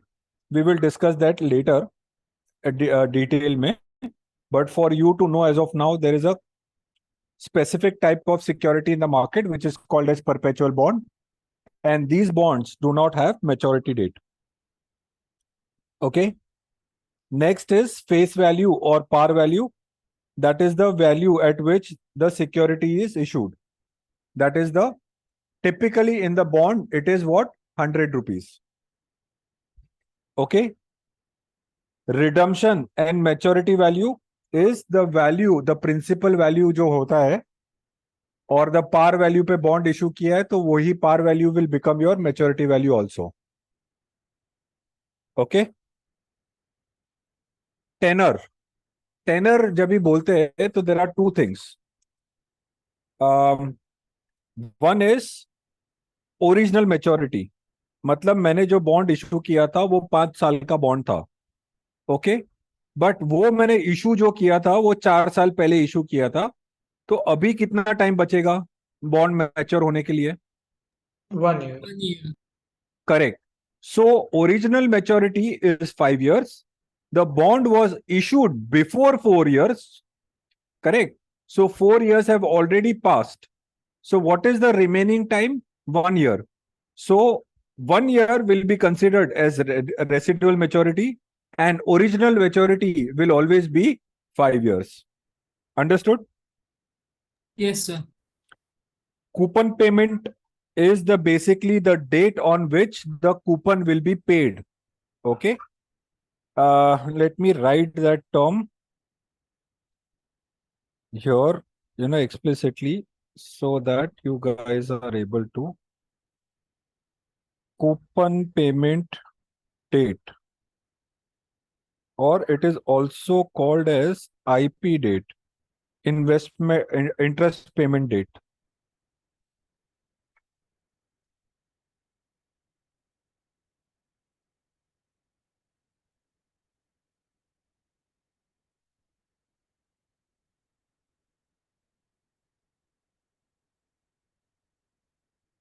Okay. IP date.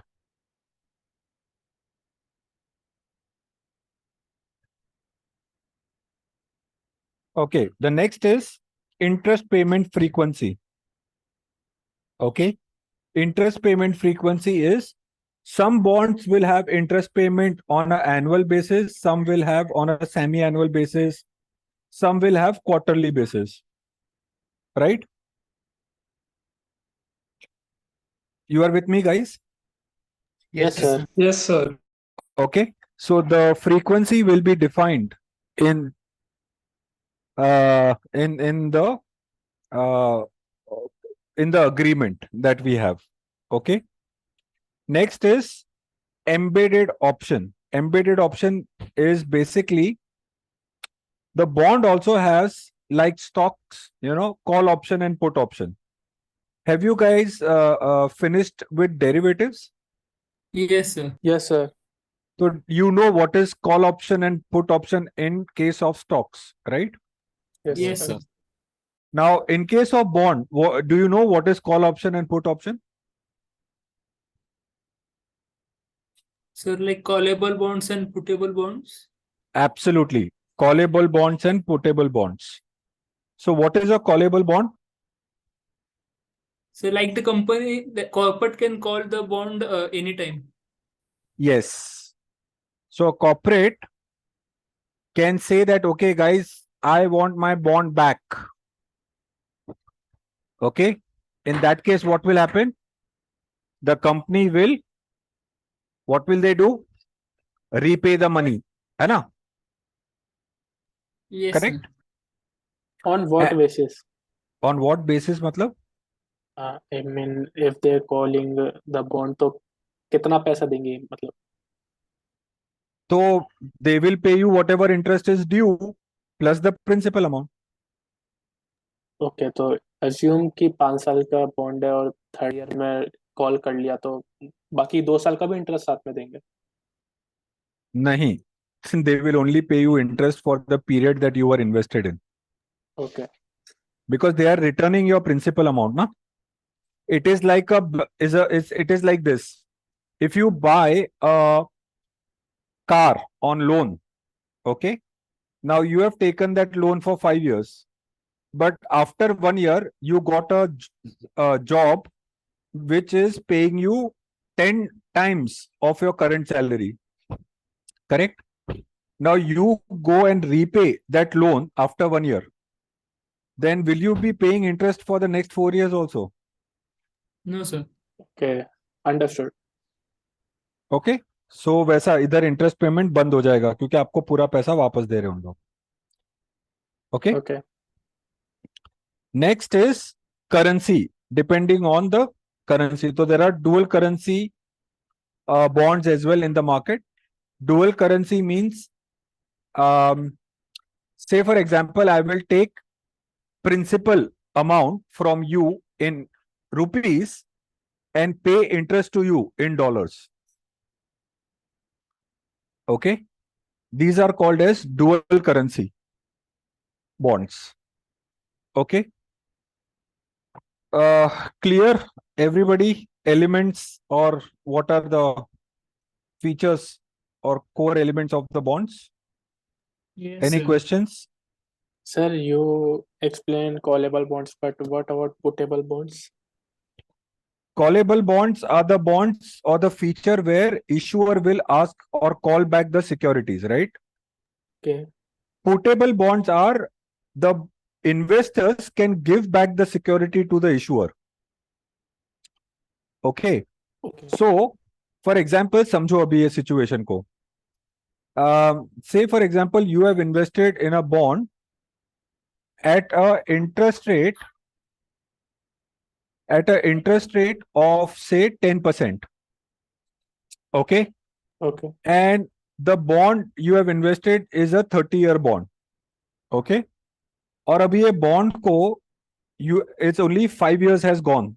Okay. There is another 15 years remaining. Now after 5 years, okay, that is today, the interest rates in the market has gone down to 6%. Okay, refinancing that bond फिर. Correct. So should you be paying interest at 10% or 6%? 6%, but so you mean refinancing?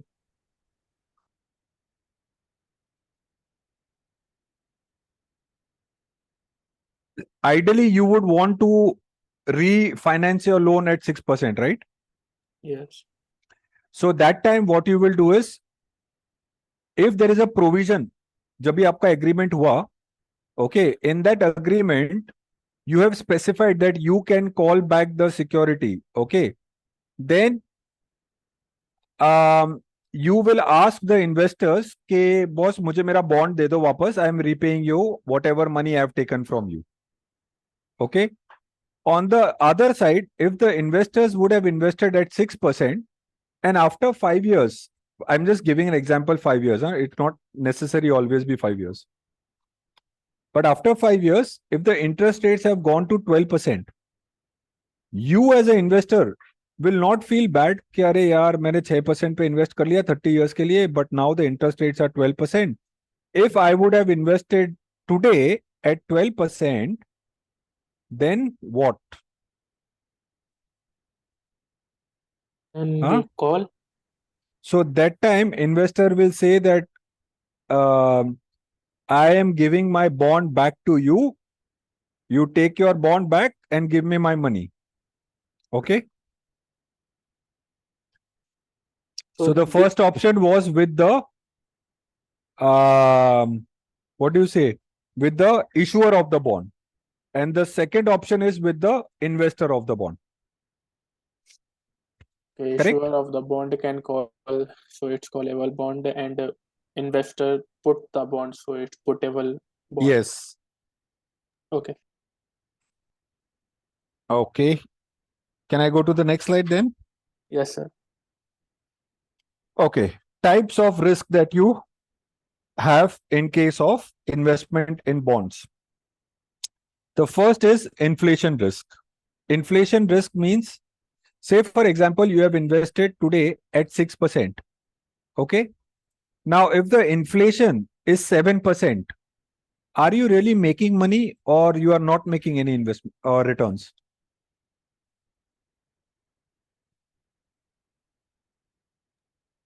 Sir, we are not making. So while there is a 6% of interest rate, but if you look at the inflation itself is 7%.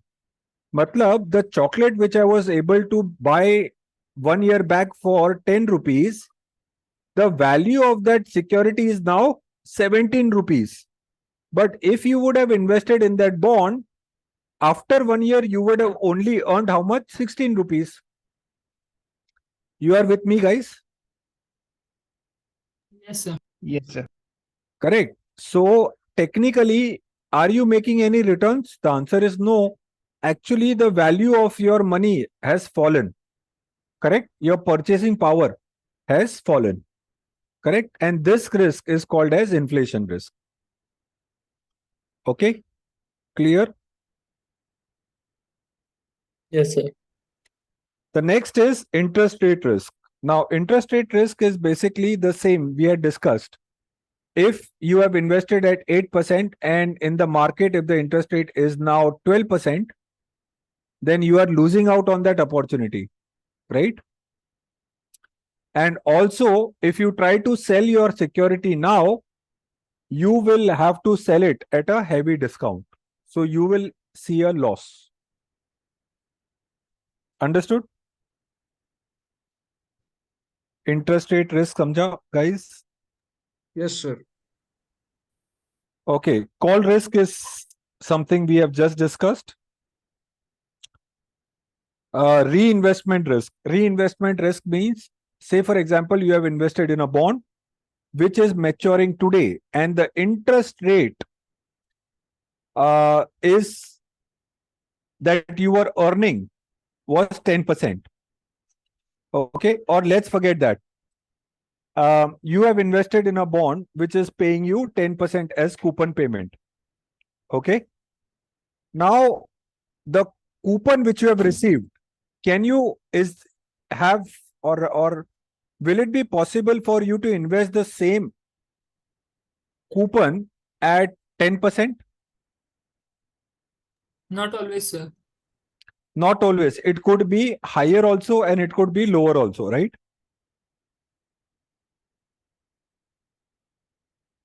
Agree, disagree? Yes, I agreed. Agreed. So if it is lower, then you are exposed to what? Interest rate risk.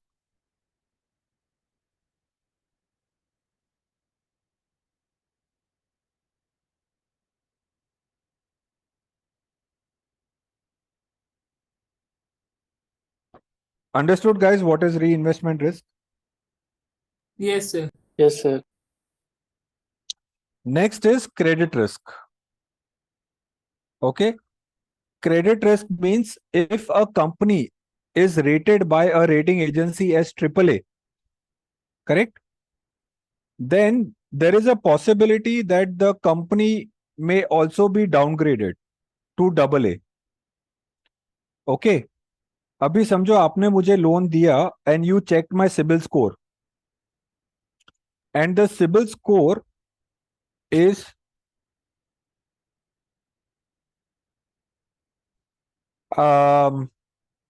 sorry, where was I? If you check my CIBIL score and my CIBIL score is, say, for example, 800. Now, is there a chance that my CIBIL score can fall going forward? Yes, sir. Maybe. Maybe, right? It can improve or it can also fall. Because if I default on your loan also, my score will fall. Correct? Guys, yes, no? Yes, sir. Yes, sir. Similarly, a corporate, when they borrow money, there is a possibility that they may not be able to repay. Correct? There is a business loss and the money which they were expecting to come, correct? They are not able to see that inflows of profits. And because of which they are unable to pay the interest amount. Correct? That this is, and because of which they are unable to make the payments also of the interest promised. And in this case, the rating agency will downgrade the rating. Okay. And this is called as credit risk. Okay. Yes, sir. Next is liquidity risk. Liquidity risk means when you are trying to sell a particular bond in the market and you are unable to sell that bond, it is called as liquidity risk. Now, typically, if I were to ask you a question that if you want to sell your security, the value of the security is 10 lakhs, but you are unable to find any investor, correct? So you reduce the price to 8 lakhs and you immediately find a buyer. Will you say it is liquid or it is illiquid?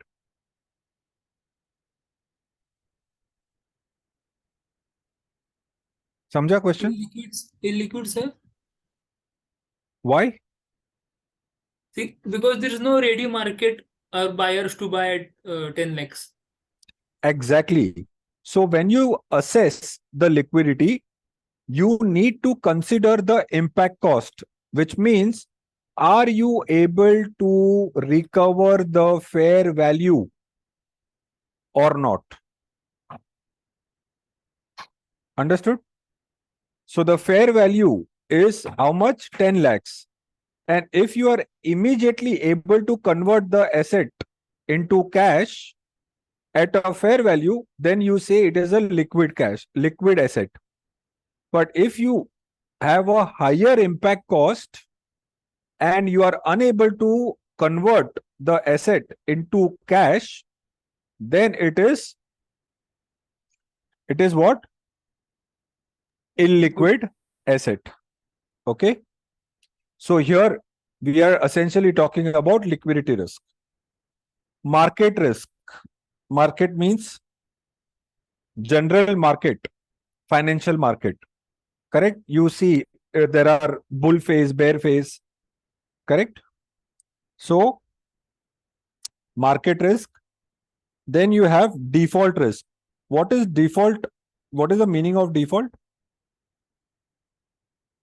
So the corporate will not pay back the interest and the principal. The corporate is not able to give the coupon rate on time and stops paying the coupon rate. Correct. So here time is very important. Okay. So say for example, I have borrowed money from you. Okay, which is 50 crore. Now I made a promise to you that I will return your money on 20th August 2024. Okay. And I will return how much? 51 crore. But I gave you your money on 21st morning. Is this a default?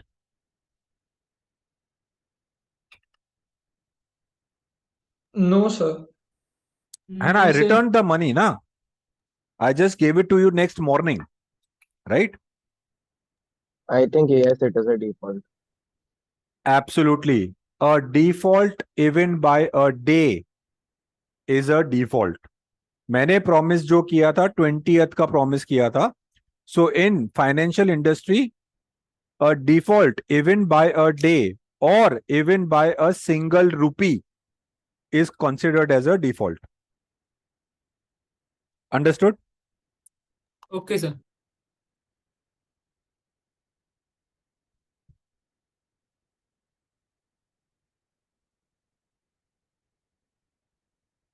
ठीक है. And the rating risk तो हमने पहले भी discuss कर लिया. Downgrade of the rating. Correct? Yes. Any questions so far?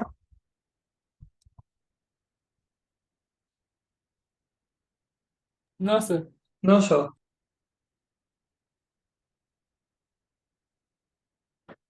Okay. So you guys want a quick 10 minutes break? Sure, sir, Yes. sure. Yes, sir. कितना चाहिए 10 के 15? Sir, 15 minutes, please. So we can take a 15-minute break. Okay. So what's the time? Meet at 4:50, maybe. Just let me see what's the time on my laptop. Just a minute, guys. Yeah, it's 4:37. Correct? Yeah. So we come back at 4:55. 4. ठीक है. Okay. So I'll just go on mute Okay, and sir. we start. Okay. Sir, Chalo. sir, also one more thing. Hmm. We are in the first chapter only, right? We are in the first chapter, yes. All right, sir. Thank you. Okay.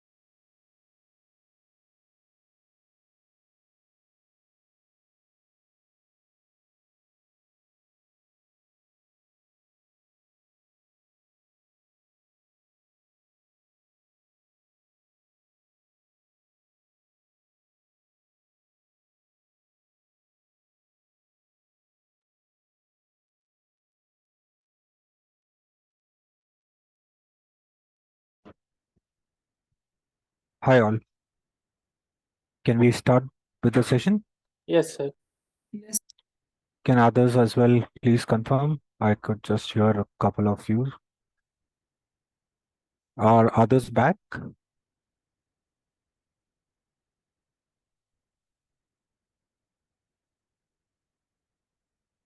Okay, thank you for the confirmation, and I think let's begin now. So Yes, the sir. next is type of fixed income securities, um, or type of markets, that is fixed income security markets.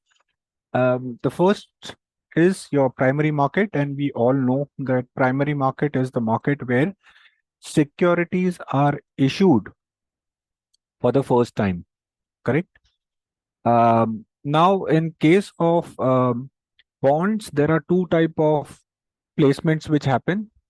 One is your public placement, and the other is private placement.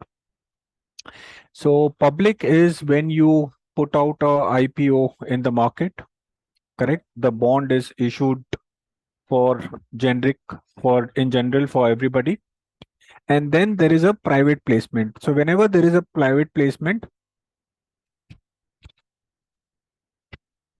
um, there will be a small group of investors, and the bonds will be only issued to those investors, and this will not, or this security will not be out in the public domain.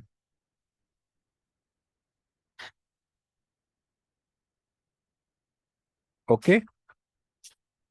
Uh, is primary market clear? Yes, sir.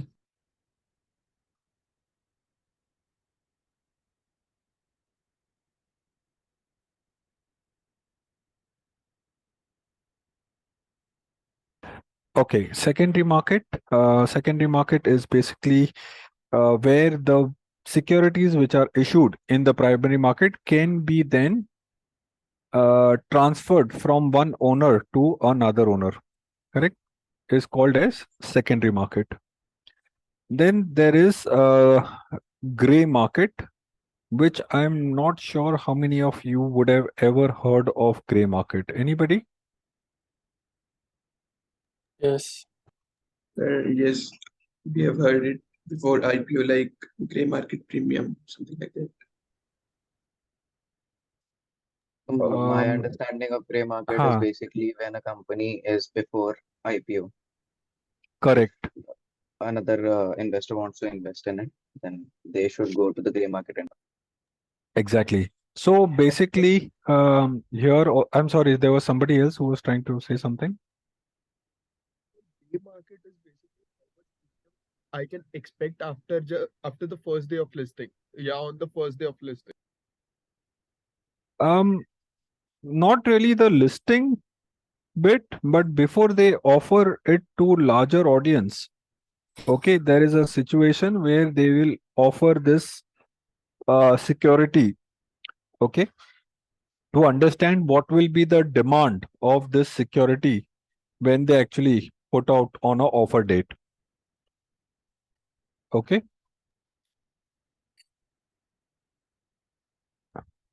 So are there any website where we can see the gray market opportunities and Sorry. invest in them? Are there any website where gray market opportunities can be found? No, not really. They don't put out in the public domain. See, I would say it is like a special screening that you have for move before the movie release, right? Yeah, so basically normal investors like us can't invest in gray market. Yeah, yeah. So this is not for small investors typically. They will put out at a large investors and see what is the interest of this particular security, and then accordingly they will move ahead. Understood.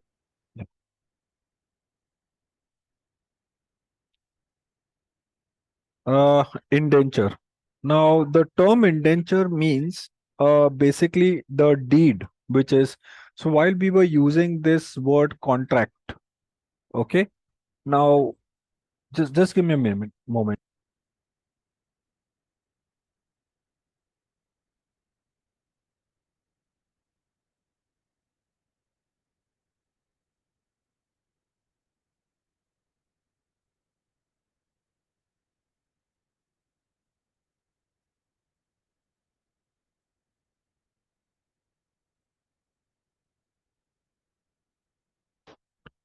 Okay. So the legal contract that we were discussing so far, okay, is the other term for that is also the trust, or it is also called as deed. Okay. Now the trust deed comprises of all the terms and conditions. Okay, like what are the clause, what are the terms, covenants. So I will discuss covenant in detail in the subsequent slides. Okay, but what is the obligation of the company or the issuer? What are some of the restrictions, and so on and so forth. So everything will be noted in this contract. Okay. Um, Other things which will be mentioned is how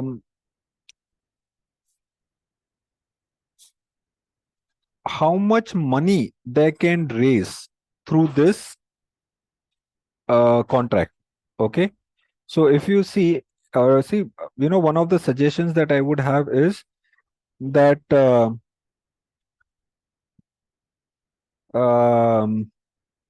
one of the suggestion I would have is, if you get a chance, just Google out and try to read one of the offer documents of the bond which is issued. Okay. You can just Google on any of the bonds, and all of these concepts or all of these data points will be available there for you to have a complete picture and a detailed understanding of these elements. Okay.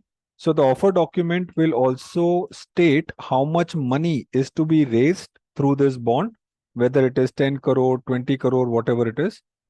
Plus, it will also have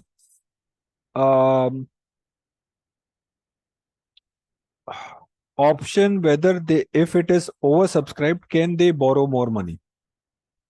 Okay. Understood, guys? Yes, sir. Okay. It will also comprise of what? Legal information of the bond issuer, any assets pledged. Okay. Now, typically what happens is that these bonds are unsecured, but there are certain bonds which are secured, where the if the bond is unsecured, the bond holders will have rights on companies all assets that they have. So in case of liquidation, the bondholders will have the first right.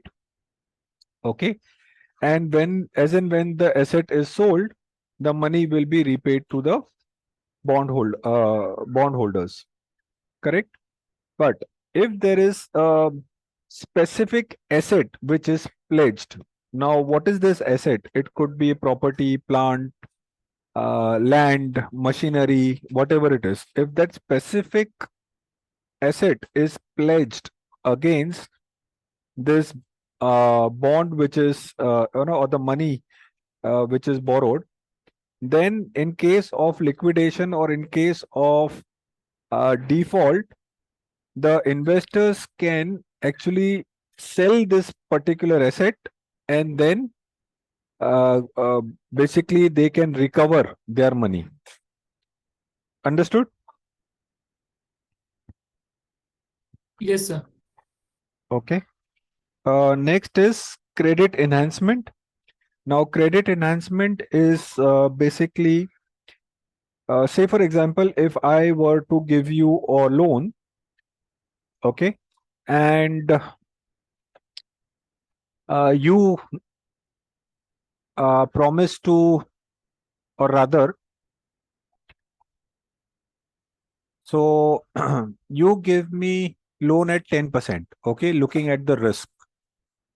Now, just a hypothetical scenario, a little funny as well, but imagine that Mr. Ratan Tata, he walks to you and he says that, if I do not repay, Ratan Tata will pay my outstanding loan amount. will you still charge me 10%? No, sir. Correct? Why so? Because the risk has been Because it's a reduced. guarantee that he will pay if you won't pay. Correct. In this case, now the risk that you will assess is not mine. It is the guarantor's risk. Correct? So this is called as credit enhancement. Understood? That I am enhancing my credit worthiness by adding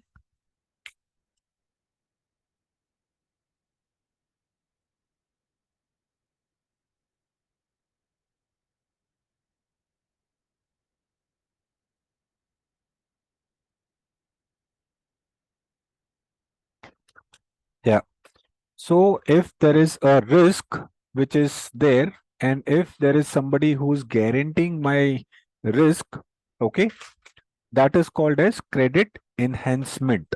I will get a better interest rate from the market. So is there a clear understanding of credit enhancement now? Yes, sir. So we also have a slide where we will talk about how and what are the ways in which there can be a credit enhancement. Correct? Next is negative and affirmative covenants. Now, just to give an example, what is covenant? Covenant means certain things that a issuer can do and cannot do or must do. Okay, those conditions are called as covenants. Okay, so there are two type of covenants. One is negative covenants and the other is affirmative. Now, while the word negative indicates, a little downside, okay, but it's not the case actually. Let's try to understand what is negative and affirmative covenant first, and then move to the other slides. Okay, so I've skipped 2 slides. I'll go back there. But since we were discussing covenants, I thought it's better we discuss negative covenants first and then positive covenants. So here, if you look at negative covenants, it simply means some of the restrictions which are imposed on the issuer to ensure that there is some level of safety for the issuers. Okay, so what I'm sorry if I said issuer, safety for bondholder. Okay, so here there are certain conditions which are mentioned, like what a issuer cannot do. Okay, so one of the things that they cannot do is, say I have kept a pledged, or I have pledged a particular land against the bond. Then they will have a condition there saying that you cannot sell this land till the time you repay us the principal and amount. Correct? So once the principal and interest payment is repaid, you can then sell this property. Agreed? Yes, sir. The other way of looking at it is that the issuer may also pledge this security for while borrowing money by issuing another bond. Correct? So the bond was issued to you and it was informed to you that, okay, there is a land which is collateral for this. So if in case there is a default, you can sell this land and recover your money. Right? But what the person did was, or the issuer did was, he issued another bond and promised that, okay, this is on the same land which is there as a collateral. Now, if he keeps doing that, do you think the value of the land will be equal to the outstanding amount? No, sir. No, sir. And this will be a fraud, right? Yes. Ideally, when you have something as a collateral, the idea is that the collateral should take care of the of the outstanding amount, right? You are with me? Yes. Yes, sir. Okay. So here you cannot assign the same collateral, okay, for another borrowing. That is one of the negative covenants. Okay. So if you see now, when you look or when you read the term negative covenant, so negative covenant is not really an something which brings a lot of downsides to this, but it is in a form of restrictions. Okay. The next is restrictions on additional borrowing, which means um, investors will try to restrict the issuer to borrow more and more money, because the more money he borrows, the higher will be the risk and higher will be the probability that the issuer may default. Correct? A classic case of, for example, Vijay Mallya. Does anybody know what Vijay Mallya actually, what happened with Vijay Mallya? Why did he defaulted, or what was the scenario like? No, sir. Sir, as much as I know, he was trying to provide very high class services in a very competitive market, which is the airline sector. And his costs were not getting accommodated by the revenue he was getting from the market, and that's why he defaulted on his loan. Correct. So that was one. The second is that, he had borrowed money to run the business. Correct. Now, he was actually struggling to repay the money, that is the interest and principal, but the lenders continued to refinance that business. Okay. So, for example, you gave me 50 lakh rupees and I come back to you saying that, Arey yaar, I don't have money to repay you. But if you give me another 30 lakh rupees, I will be able to repay you 50 and 30 both. Would you give me 30 lakhs? No. No? Arey, why no? Yes. Here in this earlier case, you were losing 50 lakh rupees, right? I am asking for another 30 lakhs where you will get your 50 lakhs and 30 lakhs and I will pay you higher interest rate also. But then the risk of default increases because the person who is taking another 30 lakh is already not in the position to pay my 50 lakh. So I would rather put it in a non-performing asset and not pay any more debt to that. So that is one school of thought. But if I were to give you enough evidence that I will recover this money, okay, then there would be a consideration. correct. So of course you will not give me an additional 30 lakh rupees just by me putting out a statement saying that, okay, if you give me 30 lakhs, I will recover both. You will ask for action plan, right? That you tell me how will you recover, when will you recover, and why do I believe so that adding another 30 lakh rupees will give me so much of profitability, right? You with me? Hello? Yes, Yes, sir. sir. Right. So in such a scenario also, to protect the investors, okay, they may put out a clause saying that the additional borrowing is restricted. Okay.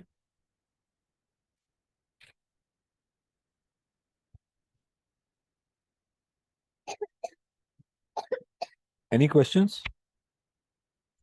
So once can you repeat this line? Repeat which line? The one which you said, the borrowings one.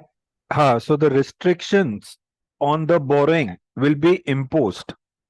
Okay. Because the more I borrow, the probability of the issuer or the capacity of the issuer to repay the earlier loan also reduces, correct? Yes, correct. So that is why, as an investor, you don't want to allow the issuer to raise more funds till the time this payment is been done. So that he can pay back to the investors first. Correct. So now typically, so we have not discussed that slide, but when a issuer or a company borrows money, the question is also to understand how will the issuer repay that money? Does he have a action plan for it? Okay, sir. Yeah. Right? So typically that has been managed from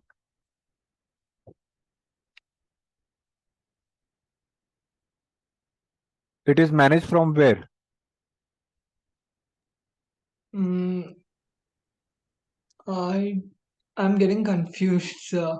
हाँ या बोलो I'm getting confused a bit. हाँ confused on what? Confused on the question you asked just now. So my question is, if you have borrowed money, correct? Yes, yes. How are you going to repay that money? From By where? investing it somewhere and by getting the interest probably. No. If you are a corporate and you borrow money, you will borrow for expansion purpose, right? We discussed that. Yeah, so expansion, correct. Correct. Now, once you utilize that money for expansion purpose, what will be the outcome of that expansion money that you have spent? Profits. Exactly. So that is your operational profit. Yes, So from your operations, you will recover that money in form of profit and then repay the investors. yes, Correct. yeah, So now, if you keep borrowing, your profit is not going to increase substantially. correct. It will increase, but it will take time. It will take time. Correct. Yeah, In yeah, that case, if you keep increasing the burden, right, you will not have the capacity to repay. yes, Correct. And hence you as an investors want to restrict the issuer from borrowing. Sir, so over here, borrowing just from the previous investors or from any other investor also? See, issuer to will issue a bond in the market, right? Yes, So whether the same investor issues in that bond or there are fresh investors, so it's like this, na? When you issue when the stock is issued in the market through IPO, correct? You yes, would have invested in IPO. yeah, Now, if there is an FPO, you would still invest in that. So existing investor is investing. correct. Or there could be a scenario where fresh investors are investing. Yes, correct. Correct. So it will depend on the investor whether they want to invest or not. Unless in equity, it is a right issue, Yeah, right? Then they are only taking from the existing investors. But in case okay, of bond, when I issue a security in the market, investors can be investors are just investors. So existing investors can also invest and fresh investors also can invest. correct. Okay, sir. Okay. Does this answer your question? Yes, yes, Okay. As I said, objective is to protect the interest of the bondholder. Okay. Uh, Now the one more argument or school of thought here is that whatever covenants are decided, okay, negative covenants, it should not happen that it will restrict the issuer from making more profits or to take more projects. Okay. So for example, say Tata Motors has issued a bond in the market, correct? Now the bond is issued, but economy is reviving now. So if the economy is reviving, people will spend more.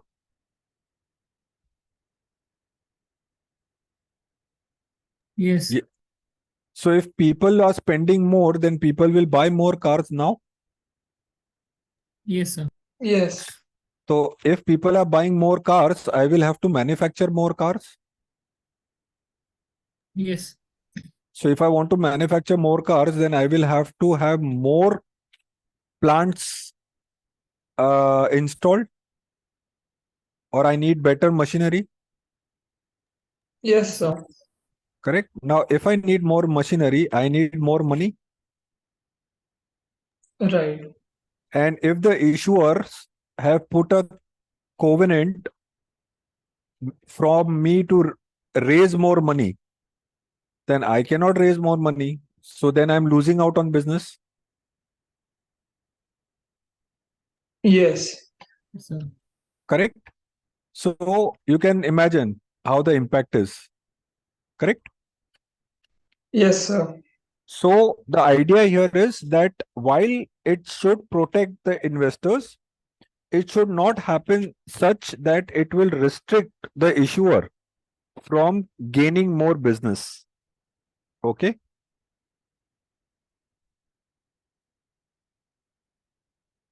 Clear? Yes, Yes. sir. Okay. Everybody, is it clear? Negative Yes, sir. covenants. Yes, sir. Okay. So now let me move to affirmative covenants. Now, affirmative covenant means what a issuer must do. Okay. So one is make timely payment of interest and principal. Correct. Second is maintain certain level of reserves. Now, imagine a scenario that you are a working professional and you have to pay your own CFA fees, right? What will you do typically if you have to pay the fees? We will keep the certain amount as a Correct. reserve in some place so that we don't lose Absolutely. on that. Absolutely. So since you know that there is a liability that you have, you will start creating provisions to meet this liability, right? Absolutely, sir. Similarly, the issuer of the bond, okay, or the borrower of the money can also create a reserve, okay, which will increase the probability of the issuer paying principal and interest payment on a timely basis. Okay. Hence, it is an affirmative covenant. Understood? Understood, sir. Yes, sir. Next is insure um, insurance and maintenance of assets. Now, why do you need to insure and maintain the asset? So, for example, if I have taken a loan from you, right, on the house, correct? And which is a 30-year loan and the mortgage is my house. But if I don't maintain my property and if I default, will you be able to recover if my property is in a very poor condition? No, sir. Right? So hence, you need to put in an agreement saying that while I'm giving you the loan, you will have to also maintain it. Because on purpose, maybe I want to default on this loan and I will also not maintain the property saying I care less because I am going to anyways default. So let the entire building come down. I don't care. And you will not maintain it. Correct? Yes, sir. Correct. So hence, this becomes a part of affirmative in terms of what a issuer must do. Okay, maintain audited financials. Right? Why audited? You can fabricate your balance sheet, and you might say that okay, you are very profitable and whatever it is. But if the auditor conducts audit, at least you know that those accounts are not fabricated.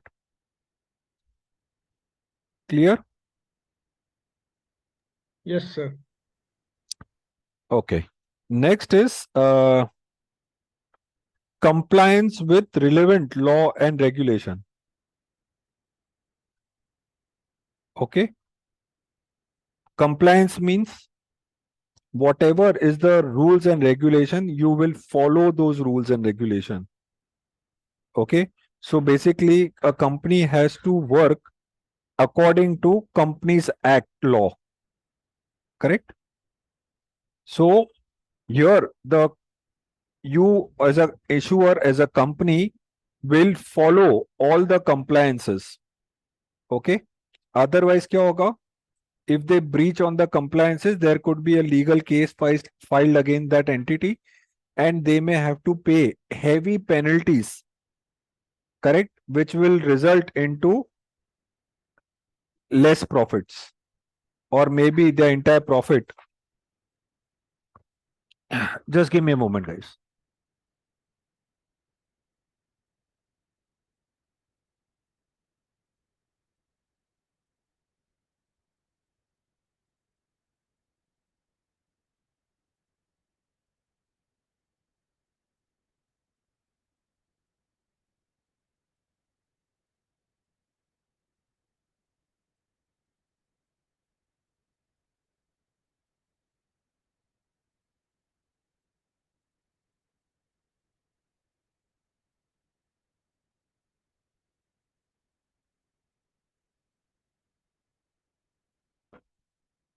Okay.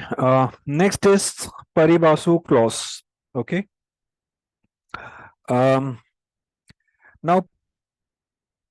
Paribasu clause is generally a clause where you have to treat everybody the same.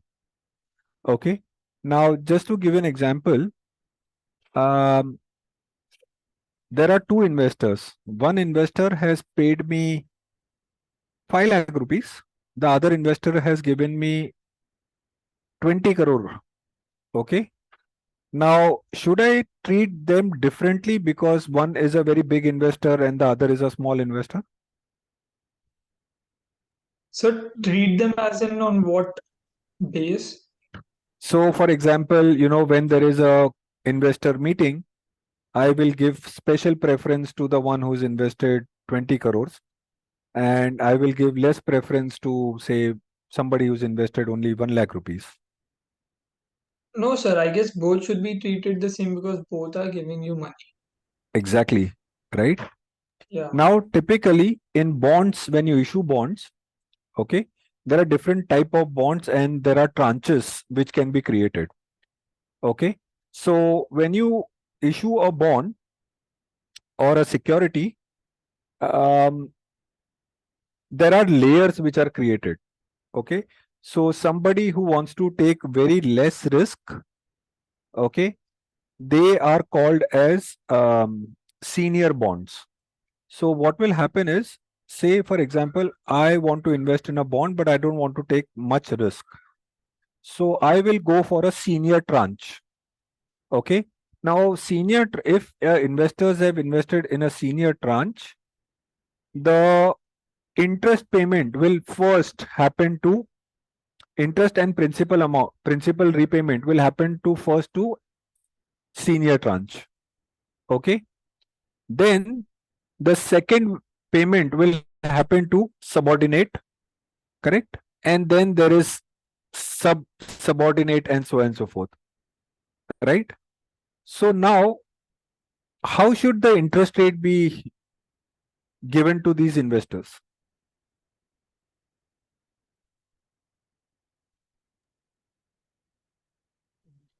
lower but gradually higher.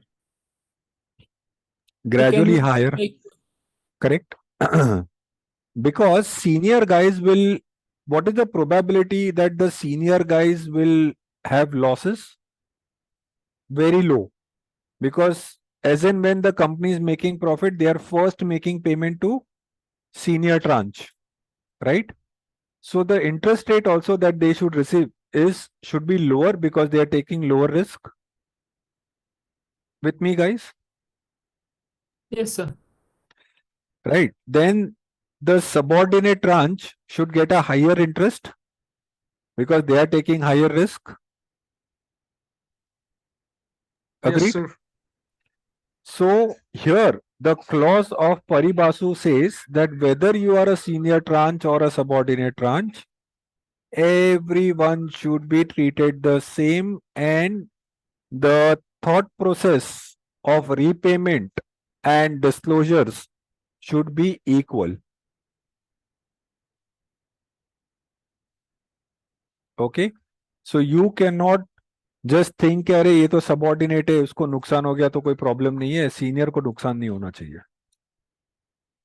Correct? So all investors, whether they are taking risk or not taking risk, they should treat everybody the same and try to make payment to everybody on time. Okay, Yes, sir. so now you have a good understanding of what is negative covenants and affirmative covenants. Yes, Yes, sir. sir. Okay, so let me go to the previous slides. Yeah, I think there is a question. Somebody has raised hand. Yes, sir. Ah, In this, sir, in this seniority, where do perpetual bondholders as well as uh, convertible bondholders and perpetual bondholders lie? so we will cover that. So it is not as simple as that. Whether so perpetual bond and convertible bonds not necessarily will be considered in the seniorities.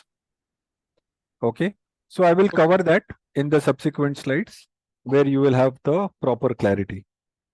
Okay, so can you hold your question for a moment, for Yes, some sir. time? Yes, sir. Okay. Thank you so much. Yeah. So we were on the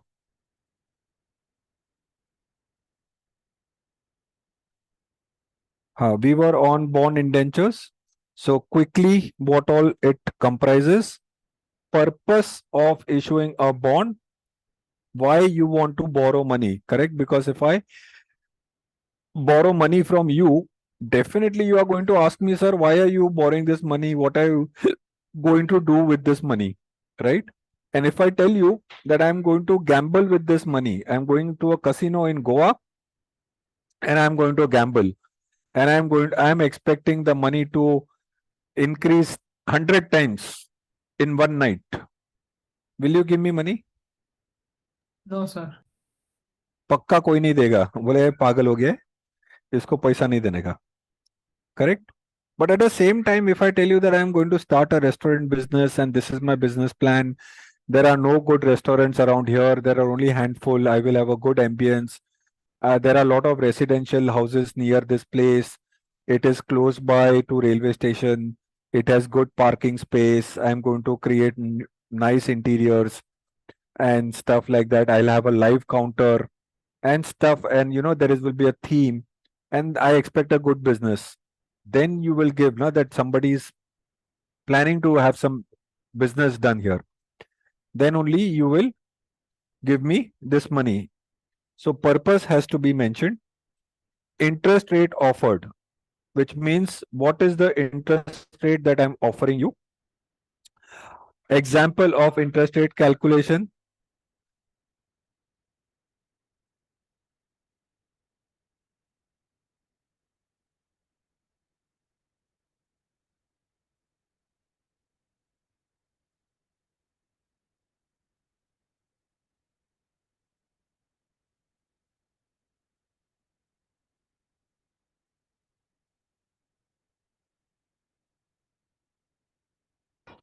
Okay. So interest rate calculation, then interest payment dates. So dates will be specified on which the interest payment will come to your bank account. Maturity date, call features. Now, what is call features? So if there is a call option mentioned, then they will also mention the dates on which the call option can be executed. And not only this, they will also mention the price at which the option will be exercised. Understood? Yes, sir. Next is conversion factor. Conversion factor means if it is a convertible bonds, which will basically the bonds which will be converted on maturity to equities, then they will also mention conversion factor or ratio at which it will convert from bond to equity. Correct? Then non-payment actions, which means in case of non-payment, then what all steps that you can take. Any assets which are pledged, okay, then it will mention those assets, which assets have been pledged there. Details of credit enhancement, which means if there is any credit enhancement, then they will say that, okay, it is a letter of credit or there was a guarantee given by somebody. So all that details will also be mentioned here. And source of repayment. Source of repayment means how will they make repayment, whether it is through another borrowing or it is through operational income. Okay. Now, have you known of a situation where one company borrows to make a repayment of the earlier loan? So the United States government does that, as far as I know. Sounds like Pakistan. Sir, the Byju's case is similar to this. Sorry? Byju's. So lot of these company do that. Okay. So there are two type of borrowings that typically they will do.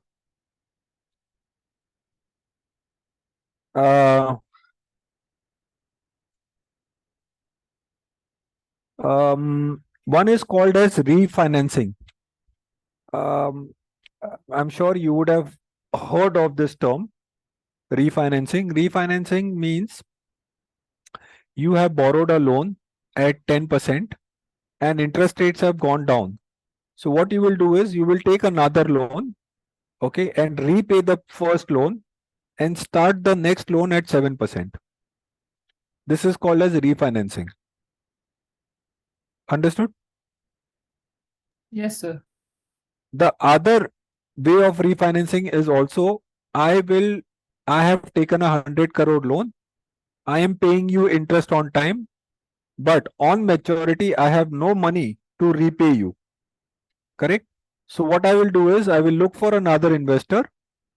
I will borrow another 100 crore from them and repay it to you. Okay?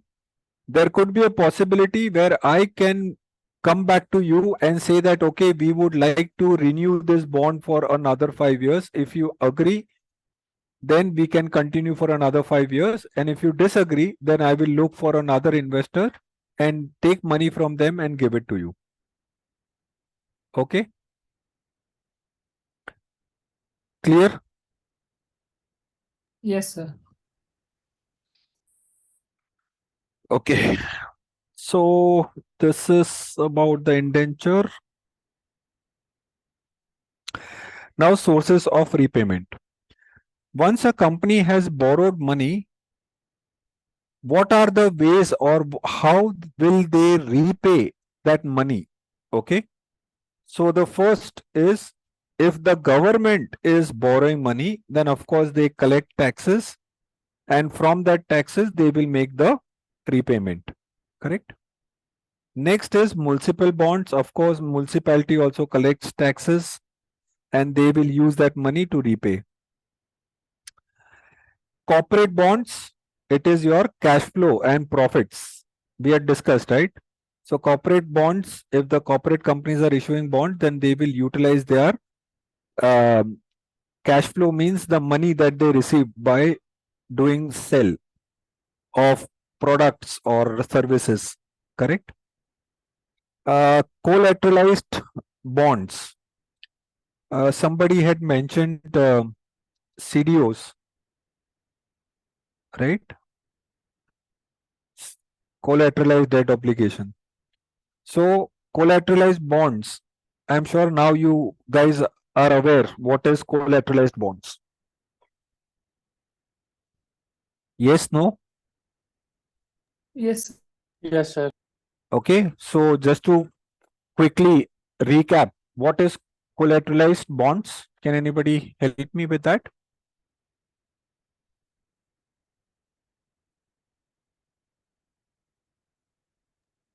Bonds which are backed by collateral. An asset is pledged against the bonds issued. Correct. So can we consider there should be a book value of the collateralized bonds as well? So minimum amount of money that will be So book we'll value have of to the consider. collateralized bond should be typically higher than the value of the bond. Okay. Is there any specific reason for it? Sorry? Is there any specific reason for it? Of course. So imagine a scenario that there is a collateralized security in the market, which is a pool of car loans. Yeah. Okay. So there are 100 people who have taken a car loan, and I have created a pool of this loan and sold it in the market. Okay.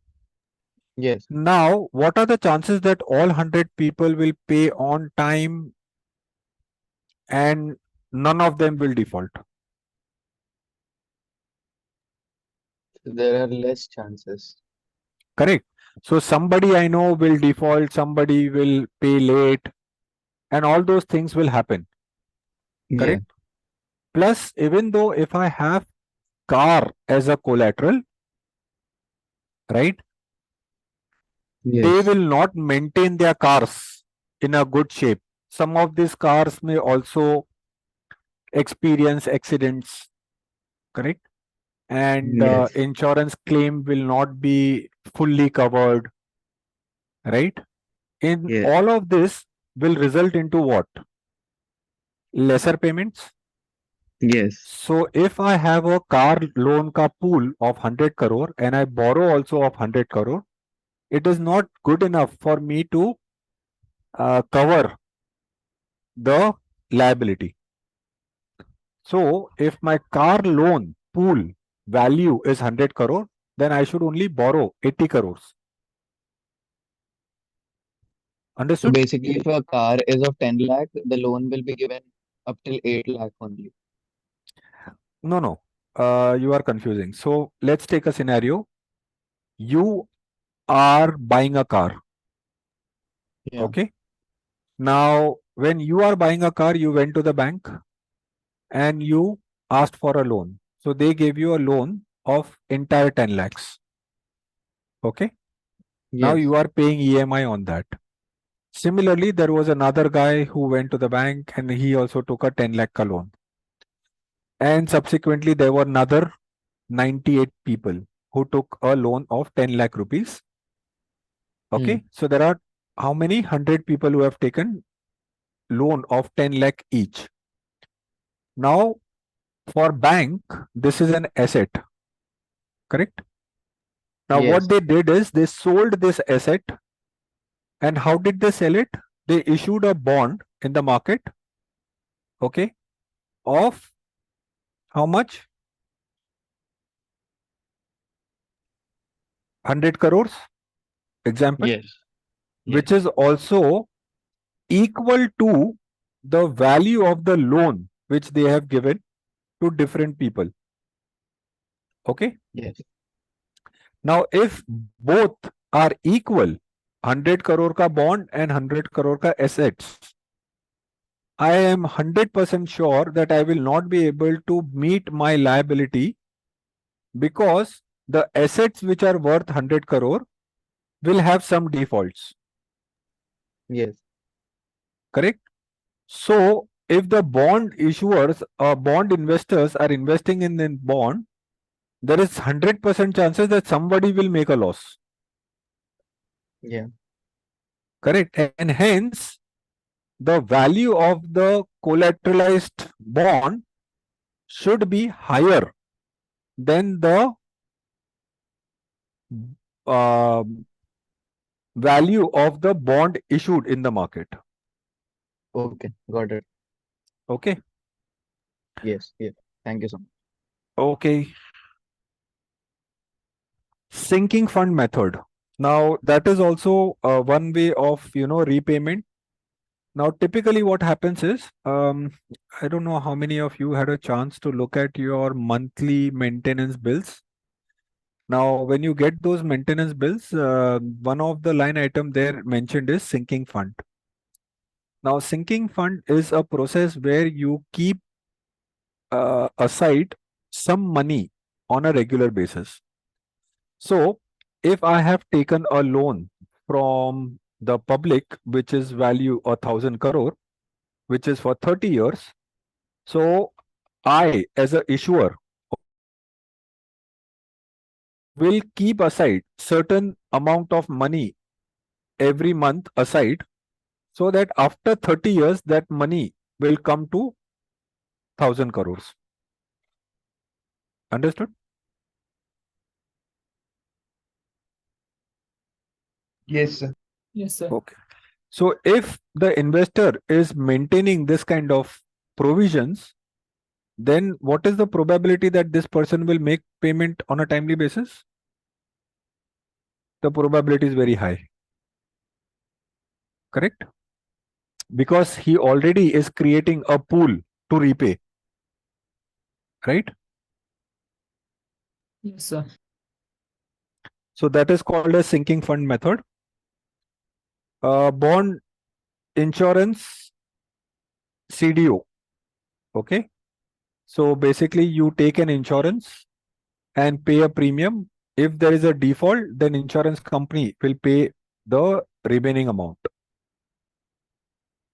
Convertible bonds, where bonds are converted into equity. So there is no payment done. It is payment in kind. Okay. Refinancing, we have already discussed. Correct. Any question on refinancing? Anybody? No, sir. Okay. Now the next is credit enhancement. So we discussed, right? What is credit enhancement? Credit enhancement is basically any provision which uh,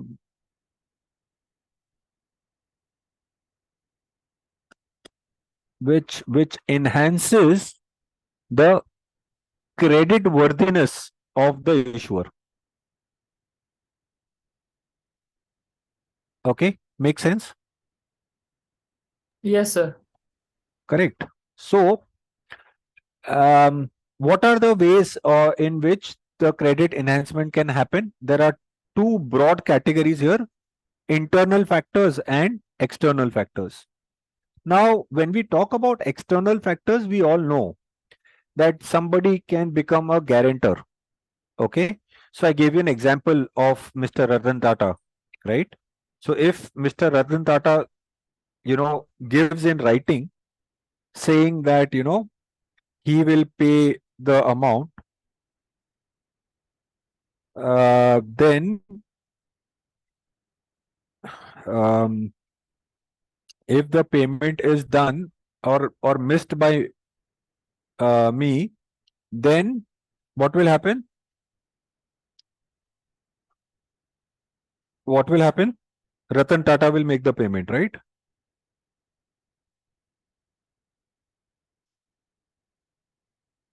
Guys, you are with me? Yes, sir. So that is what? Guarantee. Okay.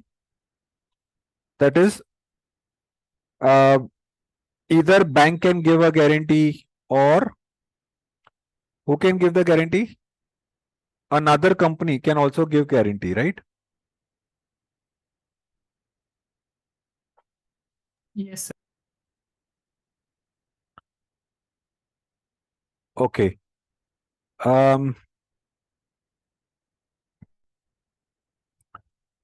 Then letter of credit.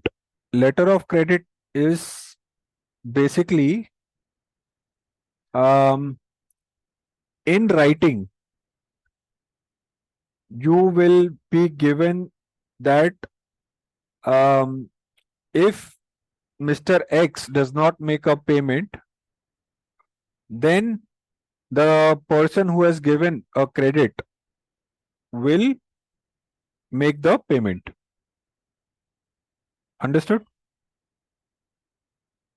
Yes, sir. Yes, sir. Okay.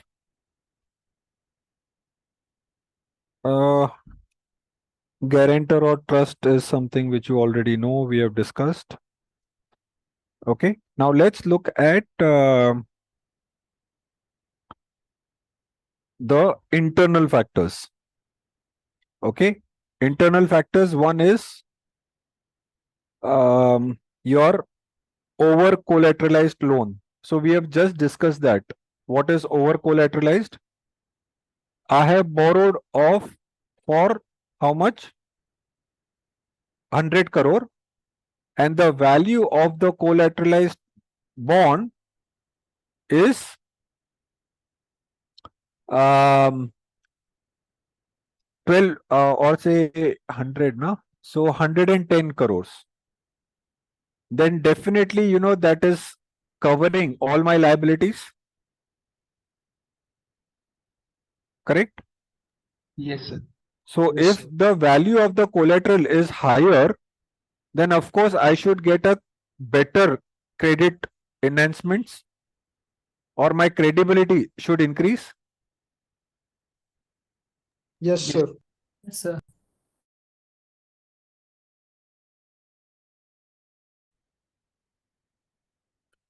Okay. Next is cash reserve. We have already discussed cash reserve, right? Next is excess spread account. Okay. Now when you say excess spread, na, say for example, the car loan that we had discussed, right?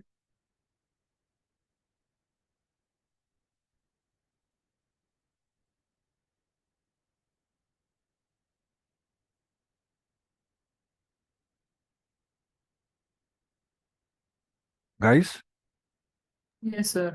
Yes, sir. excess spread जो है, my question is, say the car loan that we had discussed was how much? 10%, right? In the earlier example which I gave, was around Yes. 10%, right? Now that is the money that a issuer or a bank is going to make on the loan, right? And if I issue a bond at say 7%, right? Will I earn additional money there? No, sir. अरे क्यों? होगा ना, 3% additional होगा ना मेरे लिए. Let me you know put up the question again. The question is, मैंने जो लोन दिया है, ओके, उस पे मुझे 10% मिलेगा. Okay, Yes, sir. Correct. Yes. और मैंने जो लोन लिया है वो 7% पे लिया है. Sir. हाँ, 3% आपकी कमाई. Correct. 3% is my earning. Yes, yes, sir. Right. Yes. Correct. If my earnings are higher my earnings, the better is the probability that I will make the payment. Yes, sir. Correct, because I am earning more and then I am paying less. So even if there is a default by some percentage of the people, I will still have lot of money to repay the bonds. Agreed? Agreed, sir. So that method is called as excess spread account. Okay. Next is tranches. So maybe tranches I will discuss it in the next slide. So we have, yeah. So apart from tranches, any questions on credit enhancement? No, sir. Okay. Should I move to the next slide? Yes, sir. Okay, collateral we have discussed in detail. So I am not really getting into too much of specifics. Just go through this slide and let me know if there is any specific point you want me to discuss. Or I can quickly read this slide for you guys. Okay. Collateral, which we know what is collateral. So the collateral has to be specified in the bond indenture. Assets pledged or put up as security for the repayment of a loan. Correct? So what is collateral? Collateral is any asset which is pledged. Okay. In case of default, bondholders will seize the asset and sell them to get the unpaid amount. Unsecured bonds will have claim on the overall asset and cash flow of the issuer. Secured will have the specific asset, will have claim on those assets. Secured bonds are senior to unsecured bonds, followed by senior unsecured bond and subordinate junior. Okay, so this last point I will discuss with you in the next slide. Apart from that, any questions on the first 5 points? On these first 5 points, any questions? No, sir. Yes, sir. Yeah, bolo. Sir, if the senior bondholders, that are the secured bondholders, are not able to recover their complete amount from collateralized assets that are pledged as a security, will they have the rights over the other assets that are not, pledged to them? So typically, if they are, so this is little tricky. Okay. What happens is, it is all dependent on how the clause is mentioned in the indenture. Okay, so if the clause says that this asset, whichever is pledged, the investor only has claim on that asset, then whatever cannot be recovered will not be recovered. Okay, but so if we will sorry. Okay. So we will only be able to recover the amount of money that are, pledged to us by an asset, right? In a normal case. If it says only, okay. Now, if the clause says that the asset which is pledged, okay, will be the first claim of the secured guys, and even after that, if they are not able to recover, they will also have claim on the company other assets. In that case, they will sell the asset which is pledged first and only receive money from that, and other assets in proportion they will get it with the other bondholders as well. Understood? Yes, sir. Thank you. Okay. Any other question before I move to the next slide?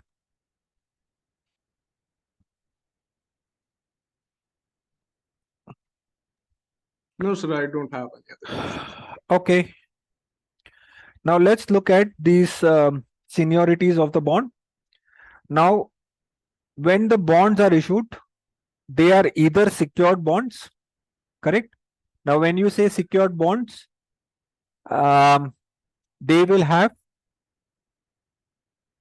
a asset which is pledged against the bond which are issued, correct? Then there is unsecured bonds. Now, if it is an unsecured bond, then they will have, sorry guys, yeah, they will have senior tranche, then they will have senior subordinate tranche, and then they have junior subordinate tranche. Okay, so this, if there is any loss, then the loss will be borne by the junior subordinate first, then it will be senior subordinate, then it will be unsecured. Understood? Yes, sir. Okay. Now, if you look at the risk also, the secured debt has the lowest risk.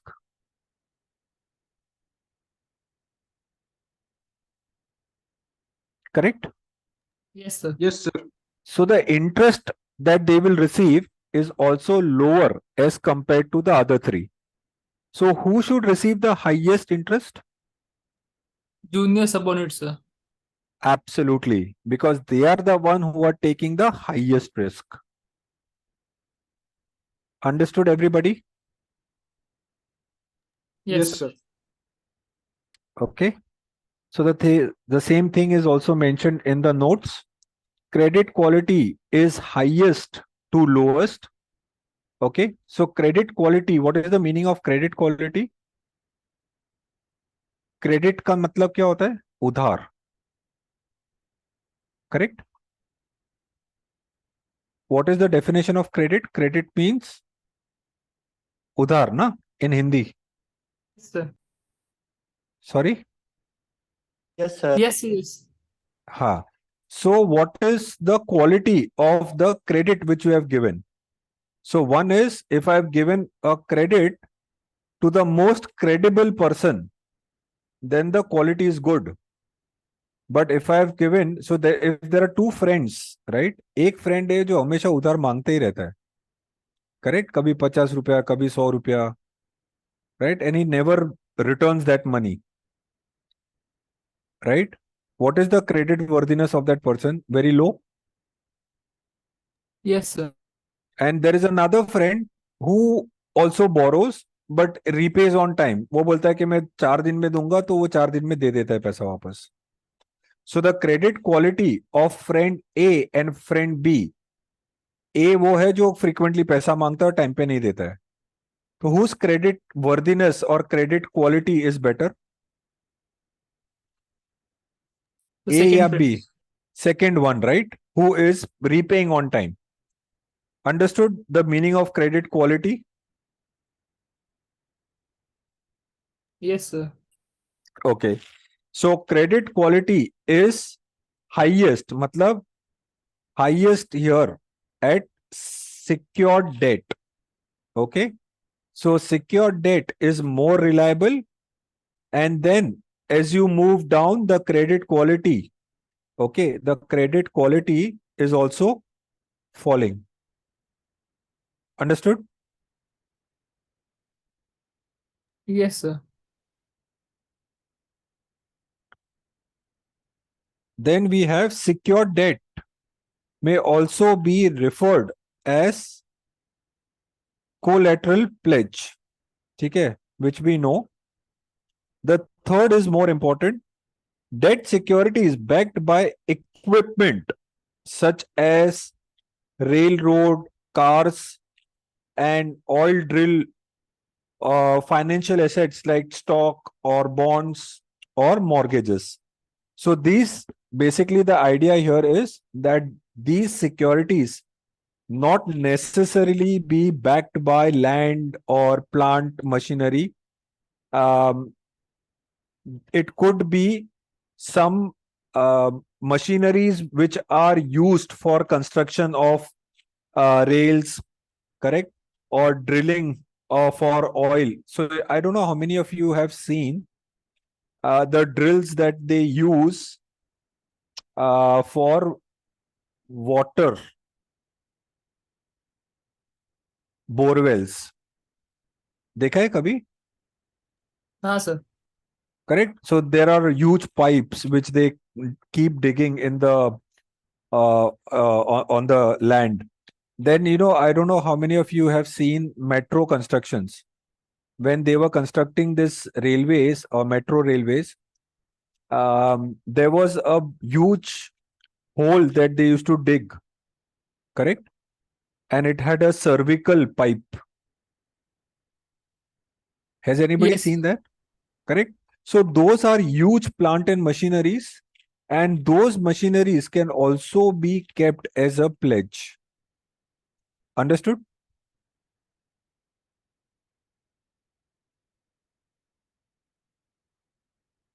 Understood, guys? Yes, sir. Okay. Now let's understand the next next point is credit quality. Now, as I said, credit quality is denoted by the rating scale. Now, when I say rating scale, you can see this is a rating scale. Okay. Now, when you give exams, do you have a rating scale? Yes, sir. What is that rating scale?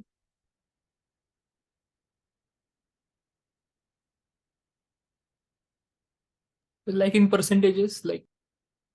So there is a rating scale of A plus, A, correct? Then B, Yes, sir, yes. है ना? वो पहले होता था distinction, first class, second class, pass class, right? Which was then converted into A plus, A, then B, C, and D. Correct? Am I right? Yes, sir. Okay. There is one more class, right? Where you get distinction and above, then there is what? O. O class, sir. है ना? O होता है, right? Now, when you say somebody has got grade O, I'm sure everyone will understand that the person is really smart and would have achieved more than 85%. Correct? Yes, sir. Similarly, here, this is also called as credit quality scale. Okay. Now, the triple A that you see on the very top. Okay, here. Triple A means the person or the entity, the probability of the default is very, very less. Okay. It is as good as sovereign, and the chances of default are almost nil. Okay. So 99% this entity, whoever has been assigned a credit score of AAA, okay, or credit rating of AAA, is expected to make payment on a timely basis and complete payment. Okay. Yes, sir. And the risk is also minimal. Okay. And as you move down the curve, the risk increases. Okay. Now, let's look at this in detail. Now, you may expect some questions around this where they will give you the rating and they will ask you to select the right definition. So here the definitions are given. Okay. So rating is given here and subsequently the meaning of the rating is given.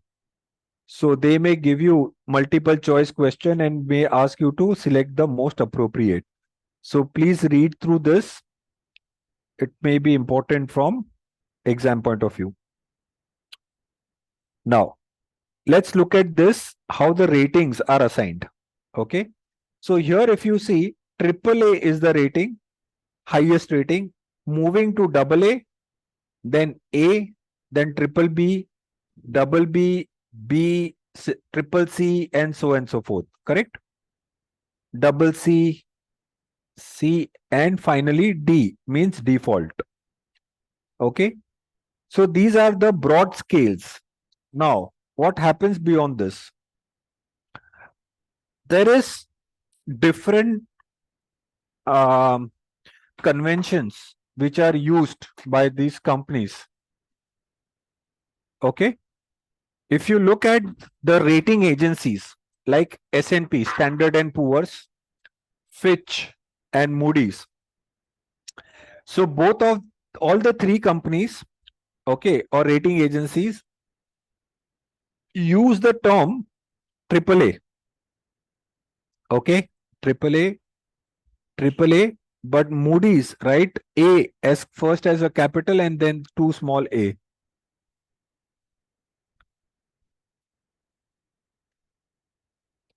Next is, if you see here, the next scale is AA. If you see this scale and this scale, AA. So here you see AA plus, then you have AA and AA minus. Okay. Now what does this mean? Anybody has an idea? What is AA plus and minus sign indicate next to it? No, sir. Okay. So now imagine that there are a class of 100 students, out of which there are 10 students who got A. Okay. In the exams. Now, how do you know among those 10 who's better?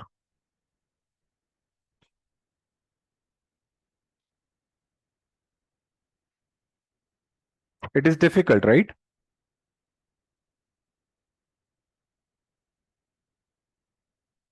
Yes, no? Yes, sir. Pakka na? If there are 10 students who have scored A or have got grade A, how will you define which student is better among the 10? Unless you have exact percentage, right? अरे guys, थक गए क्या? Yes, sir. Yes. क्या Yes, थक sir. गए हो कि समझ में आ रहा है? Yes नहीं नहीं किसके समझ लिए? में आ रहा है सर, आप बोले ना। Okay, ठीक है. So I can't see many of you reacting to. So I am not sure whether you guys are able to understand. Okay, so if there are 10 students in class who have got A, okay, it is difficult for one to understand who's better. So what they did is they have defined A plus and A minus. Okay, minus and plus sign are assigned. So when you get AA plus, it means you are on the top quartile of the group. Okay, so within that 10, you fall in the top bucket. Then there is a middle bucket and then there is a lower bucket. So anybody who is falling in the lower bucket, okay, so assume that there are 9 of them who got A, correct? So the top 3 will get A plus, the middle 3 will get A, and the lower 3 will get A minus. So when you look at this, at least you will have a better idea now that within this 9, who is in the top and who's in the bottom and who's in the middle. Understood? Yes, With sir. me? Yes, sir. Yes. Similarly, in ratings, they have done a similar exercise and assigned plus and minus sign. So when you get plus sign, okay, it indicates that all the people who have got AA, you are in the top quartile of that group. Okay. Now, if you see the ratings which are highlighted here, the ratings up to this level is in green. Below this, I have mentioned all the ratings in red. Okay. Why is so? The reason is that in investment perspective, any rating up to triple B minus, okay, up to here, is considered as investment grade, which means investors should invest or till the rating is triple B minus. If the rating is below that, that is double B plus and below that, then it is very risky to invest in those issuers, and typically one should refrain from investing, and hence it is not considered as investment grade rating. Okay, and hence all the other ratings are mentioned in red, and finally D is in black, which indicates default. Okay, now one more point which I want to highlight here is all this rating scale is for long-term rating scale. Okay, which means any security which is issued for the period of more than 1 year. Clear? Yes, sir. Yes, sir. Now, if the bond or security is issued for less than 1 year, then check the rating scale. ये देखो क्या हो गया, A1 plus, A1, A2, A3, B and C. Similarly, S&P कैसे देता है, P1, P2, P3.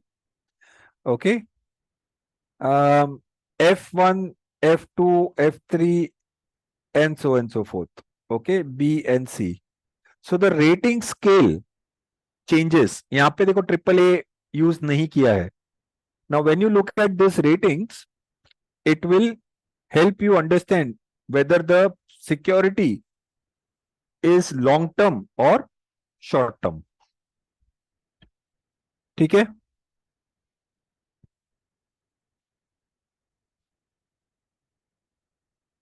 Next is type of fixed income security. So we will cover many more type of securities, but broadly these are the security types. The first one is treasury bill. Okay. Now any short term security issued is considered as money market instrument, and long term security is called as capital market instrument. Okay. Remember that. Short term होगा तो less than 1 year होगा तो, या up to 1 year? Money market, sir. Money market. And if it is more than 1 year, then it is capital market security. Okay, so money market में if a central government is issuing, it is called as treasury bill. Okay, and I'm sure we all know what is a treasury bill. Is there anybody who does not know treasury bill?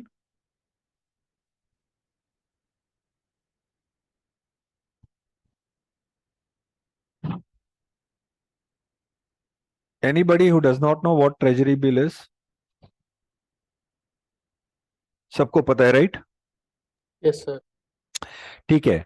So a similar instrument, if issued by corporates, then it is called as commercial paper. Okay. So अगर central government ने issue किया तो treasury bill, but if corporate issues it, then we don't call it treasury bill, we call it commercial paper. If a bank issues it, तो क्या बोलेंगे हम लोग, certificate of deposit. Understood?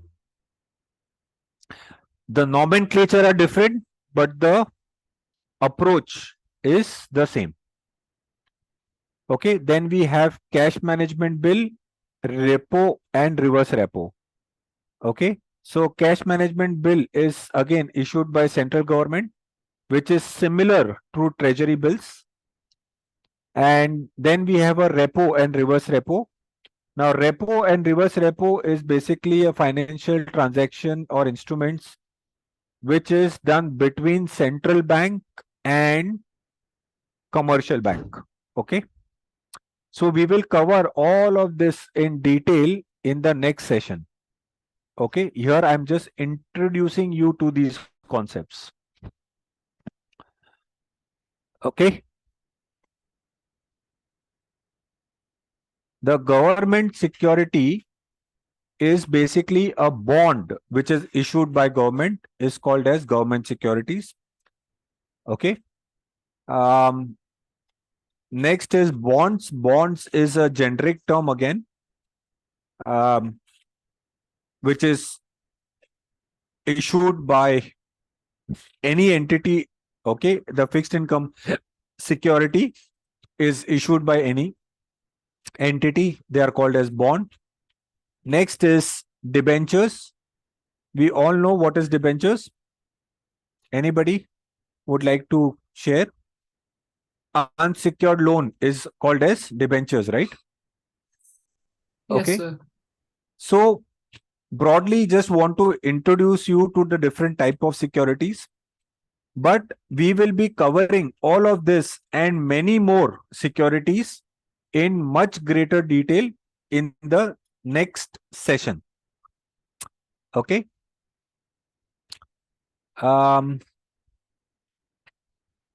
Okay. Now, categories of bond. There are broadly three categories. One is domestic bond. Domestic bond means a bond which is issued, underwritten, and traded with the currency and regulation of the borrower's country. Okay. Then there are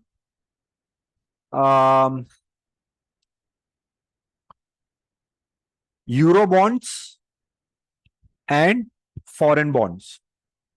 Now, I will skip the text part here. I'll straight away go to the example. Now, let's look at this example. पहला वाला है domestic bond, where Indian company issue a bond in India in rupees. Okay, and investors are also Indian investor, domestic investors. Then the bond is called as domestic bond. Understood? Matlab, if I were to take another example, okay, a US company issuing bond in US market in US denominated dollars, and the US people are investing in that, then it is called as, and also regulated by the domestic regulators, then it is called as domestic bond. Correct? समझा सबको? Yes, sir. Yes, sir. Simple. Now let's look at a little complicated. Okay. Euro bonds. Euro bonds are also called as global bonds. Okay. Let's look at the example. Now, Indian company, okay, issuing bonds in China and in the currency that is US dollars, right? And where Chinese are investing in that bond, then this bond is called as Euro or global bond. Understood? एक और बार देख लो ठीक से. It can be confusing. So only Chinese investors can invest in these bonds? Correct. If issued in China. Now, Indian company issuing bond in London, for example, okay, in US dollars, where London English people invest in that, then also it is called as Euro bond. है ना? Currency कौन सा होगा उधर? Sterling, pound. GBP sir. हाँ, pound होता है ना वो, हाँ सर। करेक्ट। बट इशू किस में करेंगे? पाउंड में नहीं करेंगे, डॉलर्स में करेंगे। समझा? हाँ sir. Yes, sir. Okay. Now I want you guys to pay attention here. Euro bonds does not necessarily mean bonds denominated in euro. ठीक है? ये जो यूरो वर्ड आया ना, वो the reference of euro word is simply because this kind of bond was first issued in European country, and hence it has the word euro. Understood? Yes, It sir. it refers to the bonds issued in foreign currency, which is different from the issuer's domestic currency. Understood? Yes, sir. Chalo. Next is foreign bonds. Foreign bonds, Indian company issuing bonds in United States in US dollars, where US investors are investing in it, is called as foreign bonds. Okay. Yes, sir.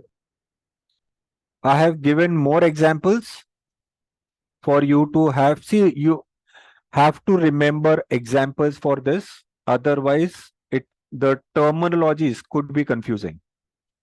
Now, here you look at this foreign bonds. Okay. There is a comment. Thoda heavy ho gaya. I know this last part is little heavy, and that is why I wanted to cover, so that in the next session when you join for discussion, you guys will be very clear in your mind. नहीं तो आगे का सब bouncer जाएगा. Okay. I don't want you to feel confused. So when you come in the next session, please revise all of this. Otherwise, it will get only heavier because you will not be able to relate. Okay. So will you That's send why this PPT as well? I have Exactly. already shared with the coordinator.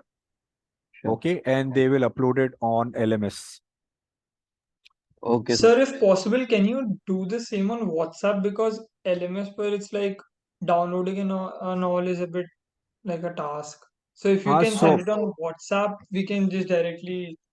so Uh, you send me a WhatsApp hi, and I okay. will share this PPT with you. I don't have your numbers. No, sir. Are you not there on the official group of the Zell CFA? I don't know. Oh, क्या है group का नाम? CFA official करके है sir.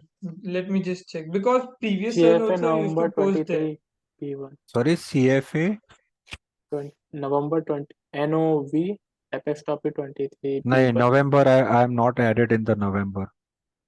Okay. All Sir, right, you sir. can share the chat box if possible. Chat box में से भी होता है क्या? Yes, sir. Let me see. So let me finish this and then we'll see how it can be done. Okay. All right. So let's look at this next example, foreign bonds. Now, typically foreign bonds will have different nomenclatures also, jargons also, which is used. Now, let's look at this first one, samurai bonds. Okay, when you have this term called samurai, a non-Japanese entity. Okay, so can I say India is a non-Japanese entity? So Yes, sir. Tata Motors is a non-Japanese entity. Yes, sir. क्योंकि Tata Motors तो Indian है ना. Okay. Issue bond in Japan and in yens, okay, are called as samurai bonds. So मतलब अगर कोई भी country वालों ने except for Japanese issued a bond in Japan in their local currency, then we will say it is a samurai bond. Correct? Now, bulldog. Bulldog means non-British entity issuing bond in Britain, okay, is called as bulldog bond. ऐसे Yankee will be for United States. India के लिए पता है क्या है? No, sir. Masala Masala bond. bond. Yes, masala bond. India is popular for masalas, right? Yes, sir. Similarly, Japan is known for its samurai fights. I'm not sure why UK is known for bulldog, but that's the way it is. Okay, now does this make little simpler foreign bonds? Yes, sir. Yes, sir. Now euro or global bonds, I think the example is very simple here. India issuing dollar denominated bonds in country outside India. So I've given China also as an example. So once you go through this PPT, I think it will be much more simpler. First time it can be confusing, but beyond that, it will be very easy. So these examples are very important, guys. Always keep that example which helps you to recollect. Okay. Whatever example suits you the best, you stick to that example. And every time there is a discussion or you are reading this, look at those examples. Next is, this is the final slide, guys. So please pay attention and be with me. Taxation on bonds. So when you look at the bonds, there are two ways in which you can earn income. The first is interest income. That is the coupon payments that you get. That is the income. Correct? Yes. Guys, Yes, sir. So that is one which can be taxed, and the other is capital appreciation, matlab increase in the price of the bond. So assume that you have purchased a bond at 100, and when you sell the bond, you sold it at how much? 110, which result into what? Capital appreciation.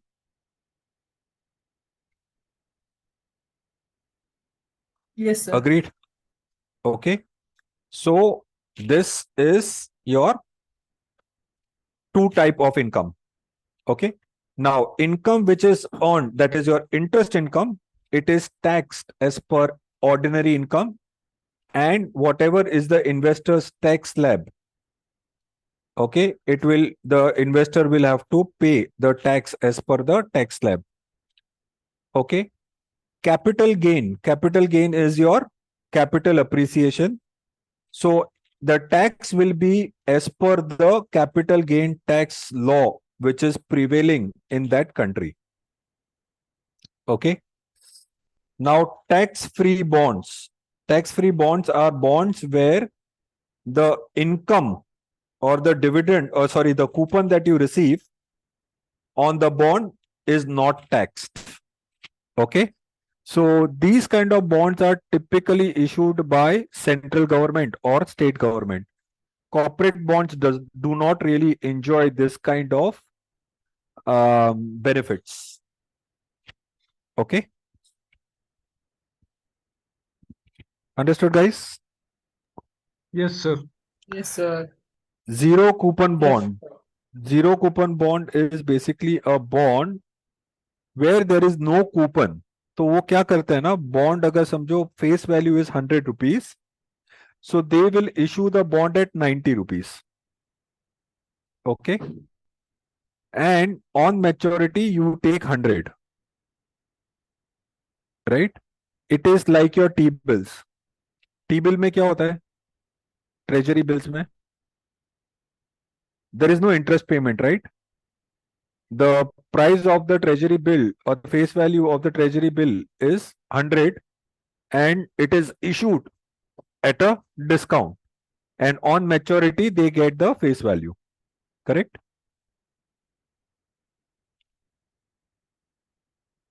Yes, sir. Okay. So similarly, these are also treated in a similar fashion. Okay. So whatever value increase that they observe is considered as interest income and taxed at the same rate as the tax slab. Okay. Now there are certain securities which are pure discount bonds, or it is also called as original issue discount, or it is also called as deep discount bonds. Now these bonds are typically long term securities, and they come with a heavy discount. Okay, so 1,000 rupees ka bond will be available at 800, 700, 600, depending on the time frame. Okay, now in this case, whatever price increase which is observed, okay, is a part of it is taxed as interest income and a part of it is taxed as capital gain. Okay, so there is a maths around that. So maybe when we discuss valuation, I'll be able to discuss that. So cost of carry is something that we will discuss, and that will help you understand how can you identify whether there is a value appreciation or not. Okay. So Yes, sir. any questions on this or any of the points that we have discussed so far? No, sir. Pakka? No, sir. Yes, yes. Okay. Now let me see. I can share this on the group chat. Sir, instead of group chat, what I was saying is just if you can just share it to some like one of the student, that student will only post it on the unofficial group. I mean, if that is okay. On the official group, but I think that will be an admin group. No, we have another group, sir, like the students. Acha, you all created, not the Zell. No, not the Zell. One of you you have my number here. Correct? Okay. Just Just because. WhatsApp me. Okay, sir. I'm just saying this because if you are not able to put it on the chat, if everyone is okay with that. I am okay with whatever. Sir, so put it on the chat only, it's better. But कैसे करूं? Chat में file. Okay, my computer. Okay.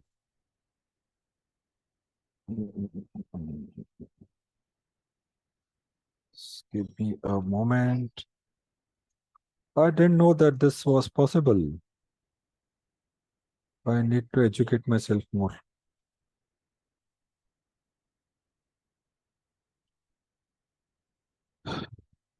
Okay. क्या हो गया? I just need to what? Hit enter. Okay. It is uploaded, as in you guys have got it.